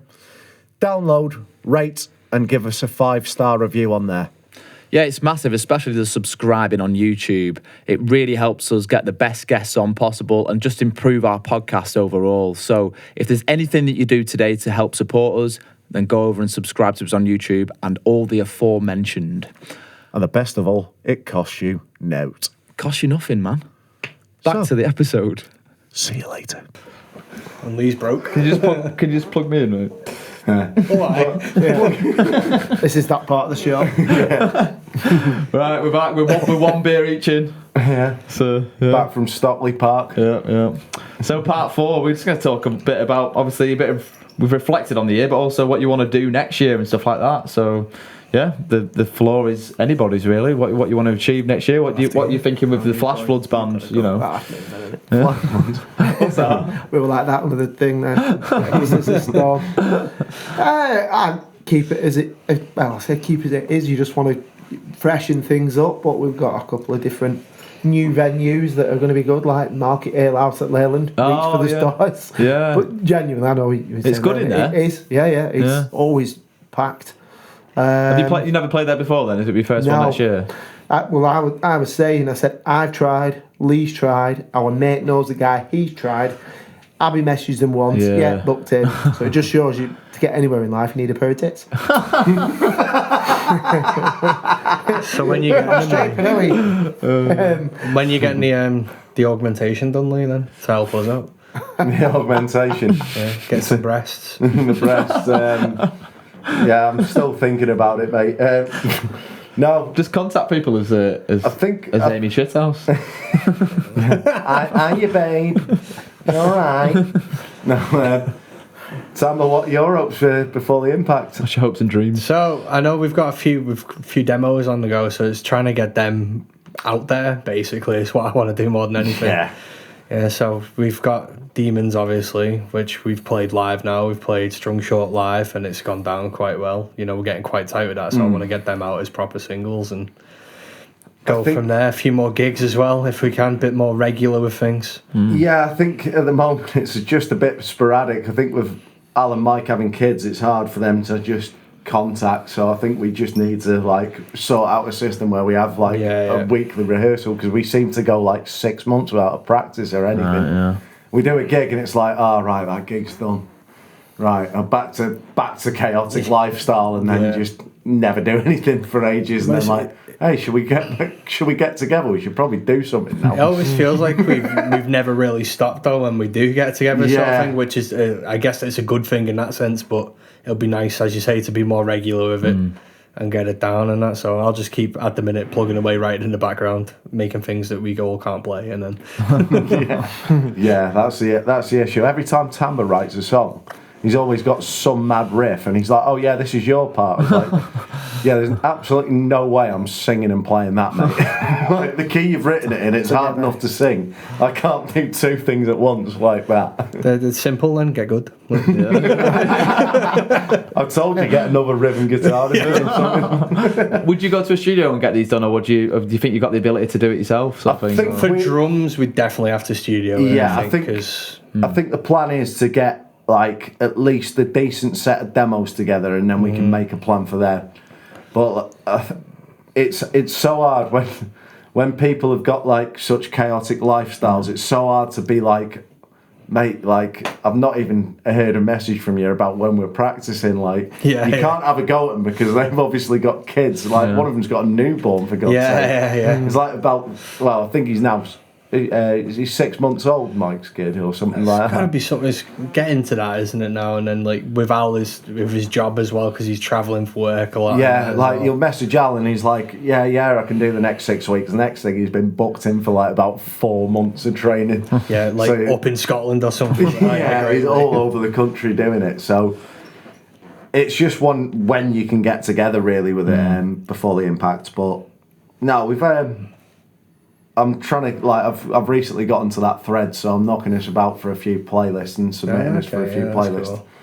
That seems to have worked a little bit. We've had a few listens, but do you ever do the cover scene at all? Like, or you just all original? We did do, and then I think it was a case that we wanted to try and start focusing more on like the original material. I think everyone was thinking it, but Mike's words were, if I have to do another covers gig, I'm leaving the band. He just can't. I don't know what it is. He just can't stand it. Would you do covers if I have to play White Stripes again? Yeah. So. Would you do covers similar to your style as an original? We throw a few in when we play gigs and that. So it's like Aerials by System of a Down has become like a staple of it. And yeah, we've always had like a couple of. Well, we had a couple of Metallica this time. We did Motorhead, Ace of Spades. We've always done like Nirvana and stuff, because like for the Blackpool gig that we played in October, that was a covers gig. Right, yeah. So it was a good way to make a bit of cash together and that as well, and you know, just get back playing again, I guess. Yeah, so I think that was nice because it was more into the way that we want to go. So we managed to drop a few more of the indie stuff that we were sort of keeping to keep everyone happy. Yeah. Like when you play, because obviously when you play in a pub and that, you can't really go to one extreme or the other unless it's a pub designated for that sort of music. Or like you do it in such a systematic way that it builds up to it. Like we have always had that issue with balance, I guess, because like one minute we've been more pop punk and then like gone like to the other way where it's like borderline metal, and then you just sort of like, yeah, we probably shouldn't be doing this stuff together. So we've even had to get rid of a couple of originals tunes that just don't fit in with what we do anymore or the direction we're going. So it sounds weird for a band that never really got going, but that's the sort of fight you're having with an originals band. You're constantly trying to find your sound, and then you'll get influence from somewhere else. I think it's definitely one of those things as well. It's like I've only been in the band for like 2 years now, sort of thing. So it was still finding. So obviously there was a style before I was there. Now that I've joined the band, my influence is going to be coming in a bit more as well. So it's like we've started to find our feet now and the sort of like direction we're wanting to go in and that. So that's definitely going to be a big thing for next year. Yeah, I think now that we've got a style and we've got a few ideas that we can start building on.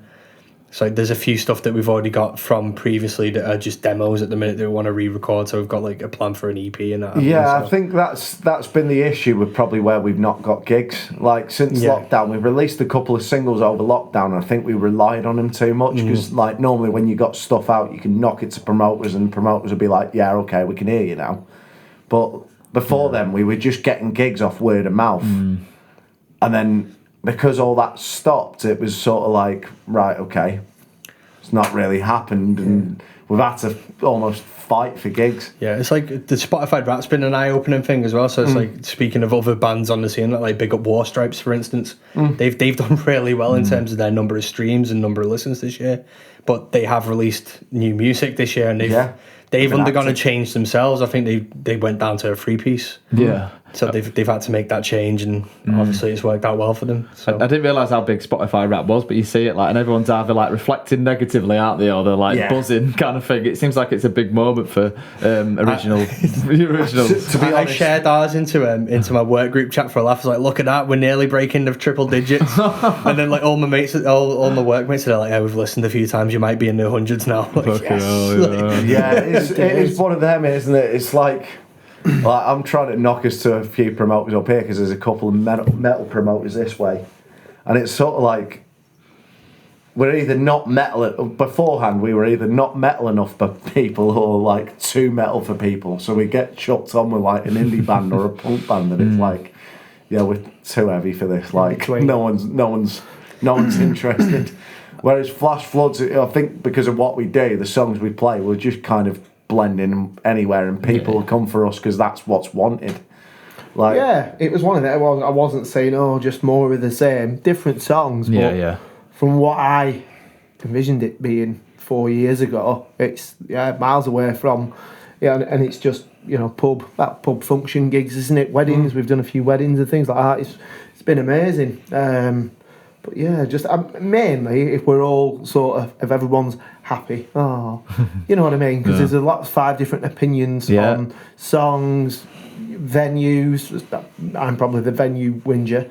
The cash, there's all different things that go into it. But think if you just enjoy it and we get a few different venues and some new songs and just keep going, me and him do the odd one, just me and him as well, like smaller venues, which are always a good laugh, but always end up dangerous on the piss, don't they? Usually, if they're anywhere near Mark, it's oh God, we've done it again. No, that was a problem at the start, wasn't it? When we used to, when we had about 5 gigs at Ferraris within about 3 months. Oh, Ferraris, yeah. We Ferraris in locked down London. because you were allowed outside. Yeah. So we'd had a couple, one with a full band, or two with a full band, and then about 3 or 4 just me and him. Yeah.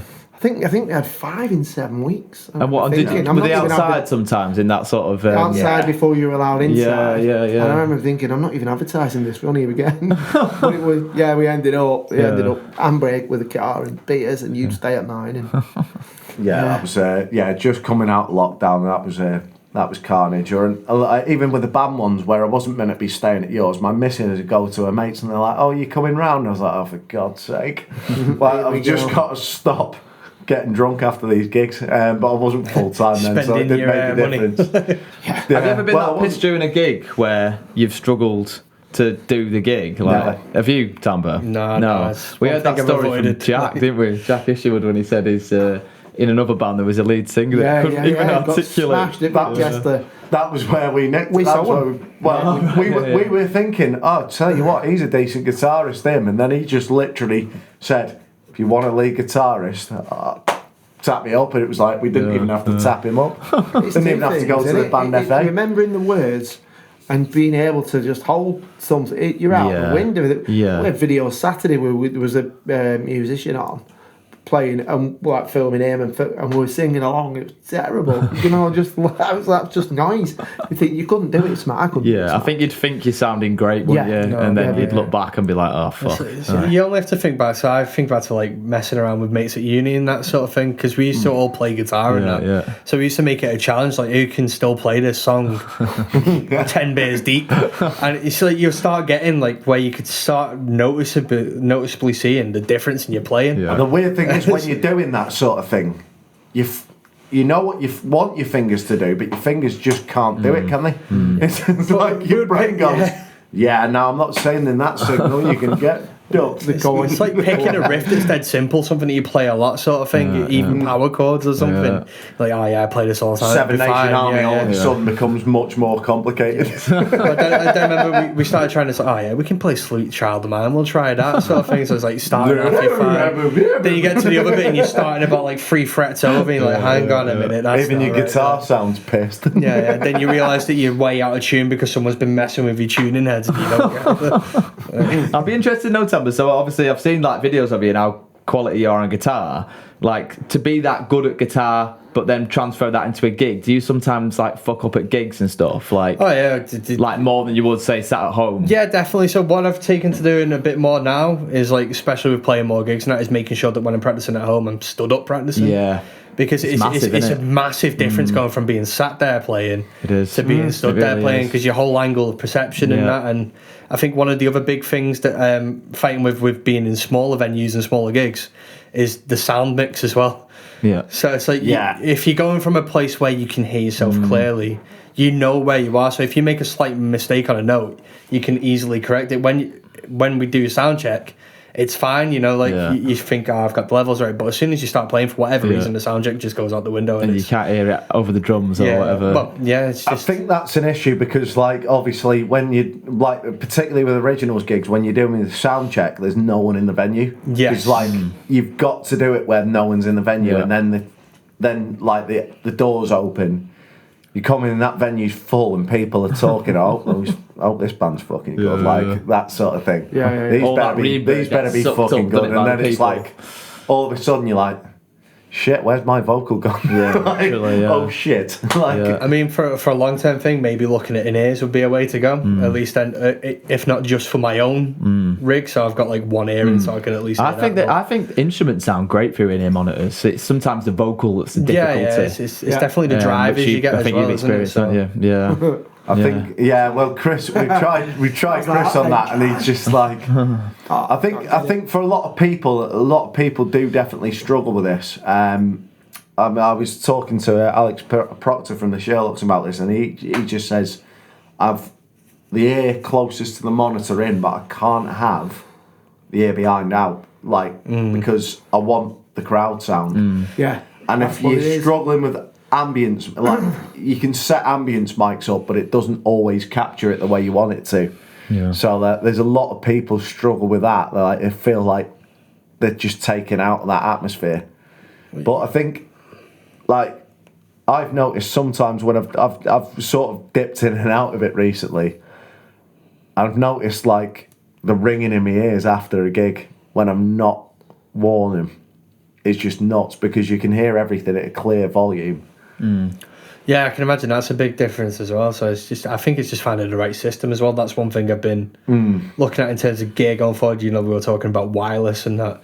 It's a case of looking at in-ear monitoring systems as well. So one of my goals for next year is I've got a loft space that I'm sort of converting into sort of either like a studio sort of thing or for rehearsals as well, because that's the biggest issue we've found is finding somewhere that everyone can get to for rehearsals, because we've been so sporadic with it without renting a space has been quite difficult. So if I can create that space, that'll be wicked. That so I've got the electric drum kit and everything up there. I've got the same sort of like Focusrite sort of interface. It's just getting everything else to go along with it. Yeah, that'd be cool. That, like you say, if you can get your own space, that's what we're trying to do with this podcast, aren't we?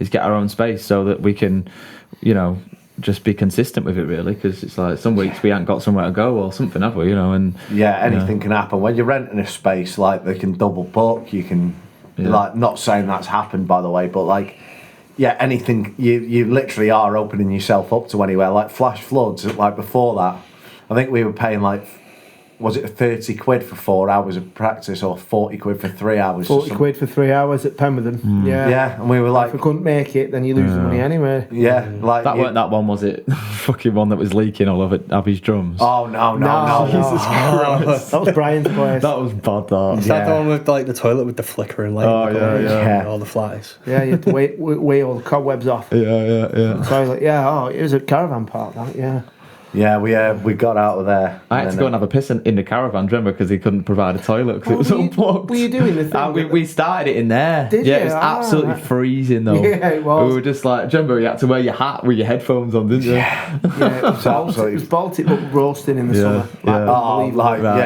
Beyond. It was made of that like prefab material, wasn't it? So it's going to heat up like an absolute hot box in the summer. And crazy. Yeah, so we ended up getting out there. We got a new rehearsal unit now, but like, even that, I think it's the same thing. We've opened the door when you're practicing in the summer and it's like a load of cold air rushes in. now it's getting to the point where it's becoming absolutely Baltic in there. It takes you 2 hours to warm up because of valves on the amps and stuff like that. But it's clean. And I was going to say, it's a nice rehearsal space. That one from what I've seen of it. Yeah, the dampening looks good.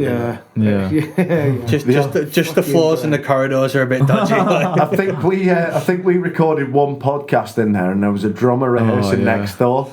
And I literally had to put a separate EQ on the whole thing to like dip out the drum sound. That was it. Yeah, it was a nightmare, wasn't it?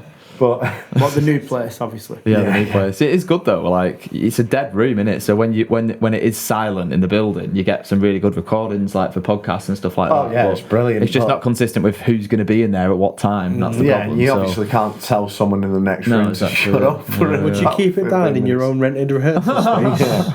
There was some heavy stuff being played as well in there. I think when we came up for one of your like original ones, where they're playing this nice happy indie music, and then you go outside and you hear just blast beats and double bass pedals, and mate, like that's what the guy was doing. And honestly, I swear he was doing triplets at like 280 BPM or something like that. It was just like whichever band that is, I kind of want to go and watch them at least once just to see what this drum is like. It sounds amazing.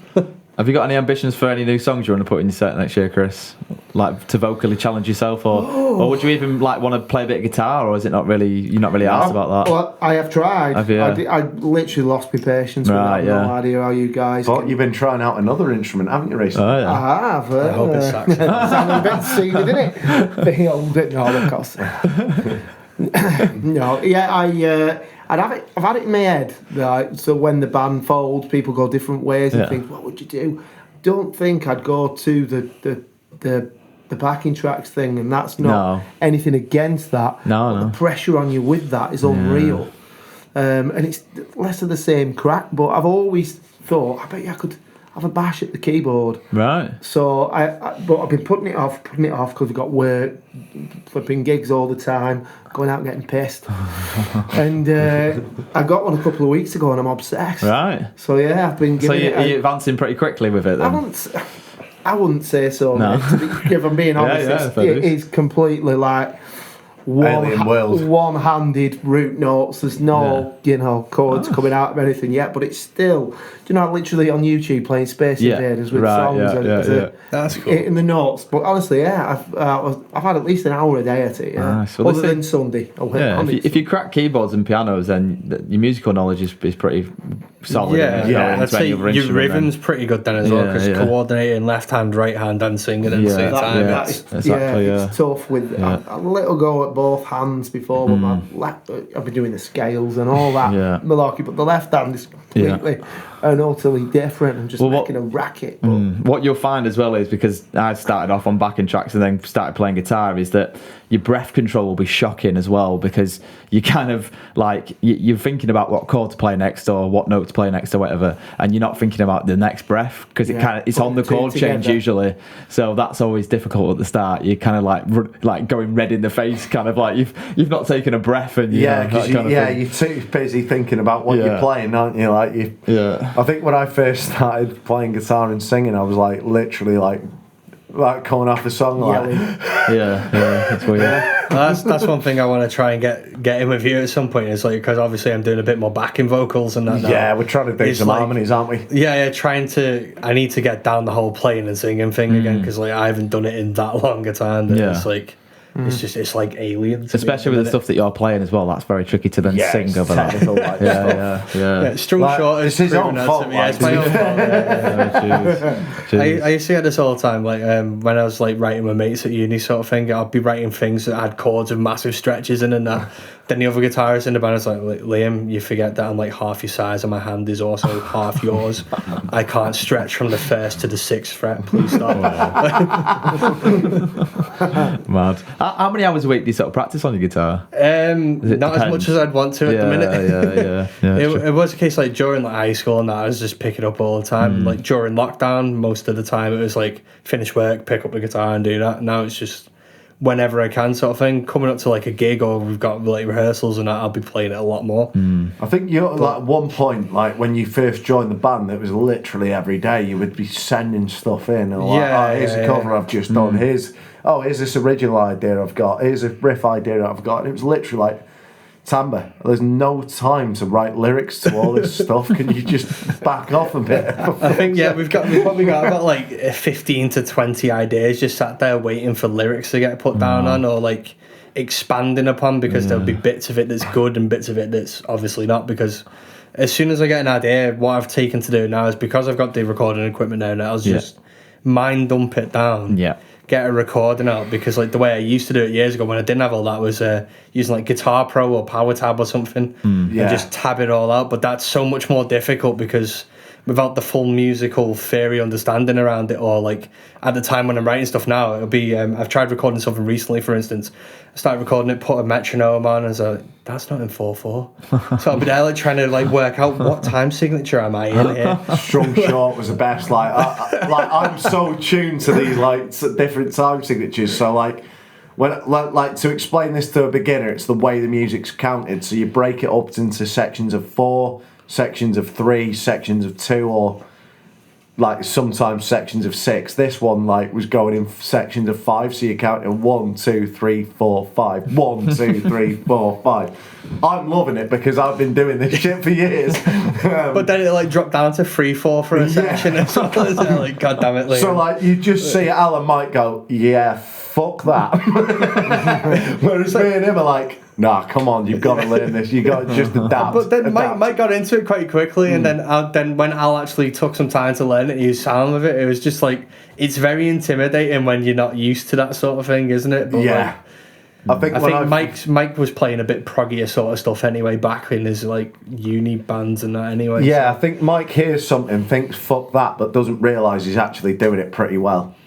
Like he literally, like he'll come back in. He's never played a song. Obviously, isn't in 4/4 to begin with. No, so it's like Yeah, he It's like, literally. there's already a song there that they all know well that's in a different time signature, and I'm just like, you can do that though. Like, Yeah, he just let Michael go, oh no, that's too hard, and then just play it. It's literally Mike. whilst throwing in a sick fill in the middle of it. It's like, so I can't do that. Like, cheers, mate. Like, Yeah.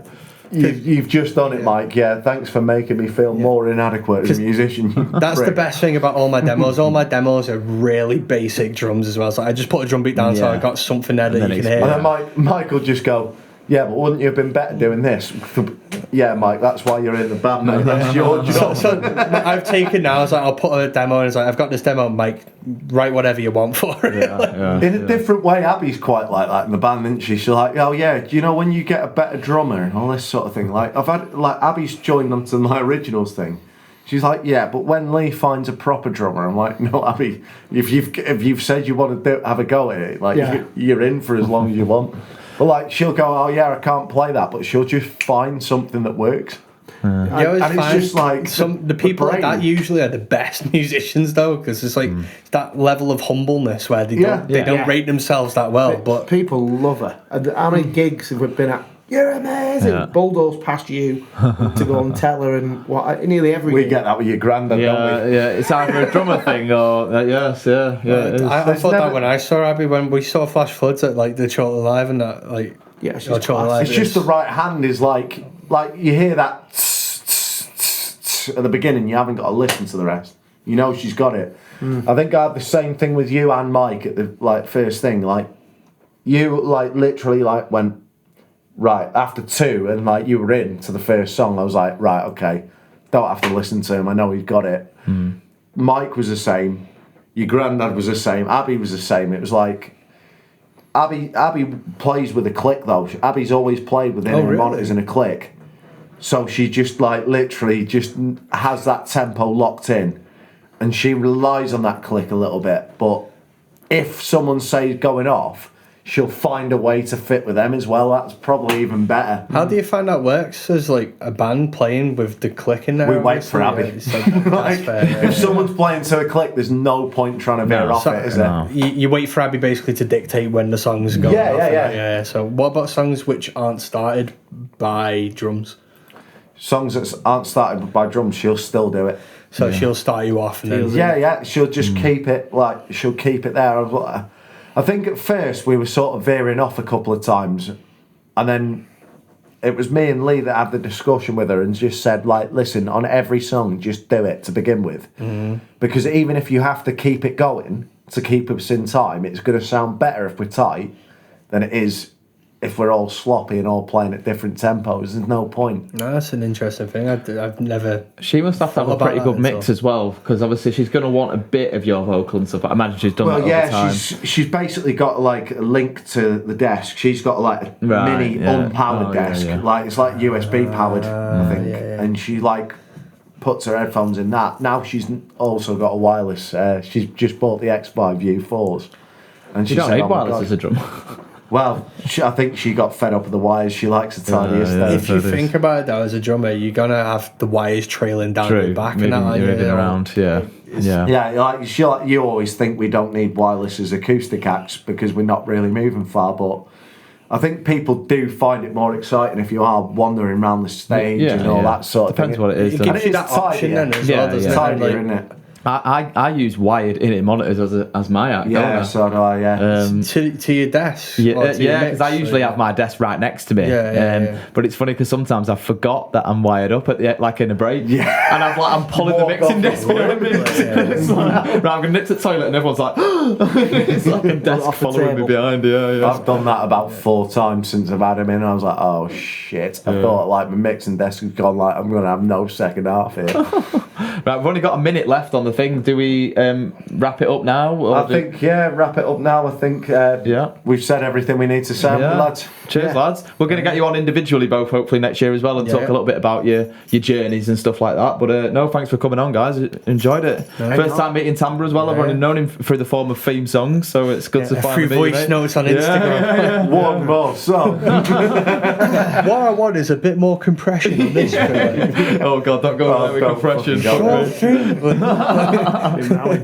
Right, we'll see you Nice one, next lads. year. I don't think we've got any episodes after the Christmas special, so yeah, have a great Christmas, and we'll see you for the next one. Hopefully the podcast will be bigger and better than ever next year. In And, 2024. in 24, yeah. Cheers, see you later. One more song, one more song, one more song, one more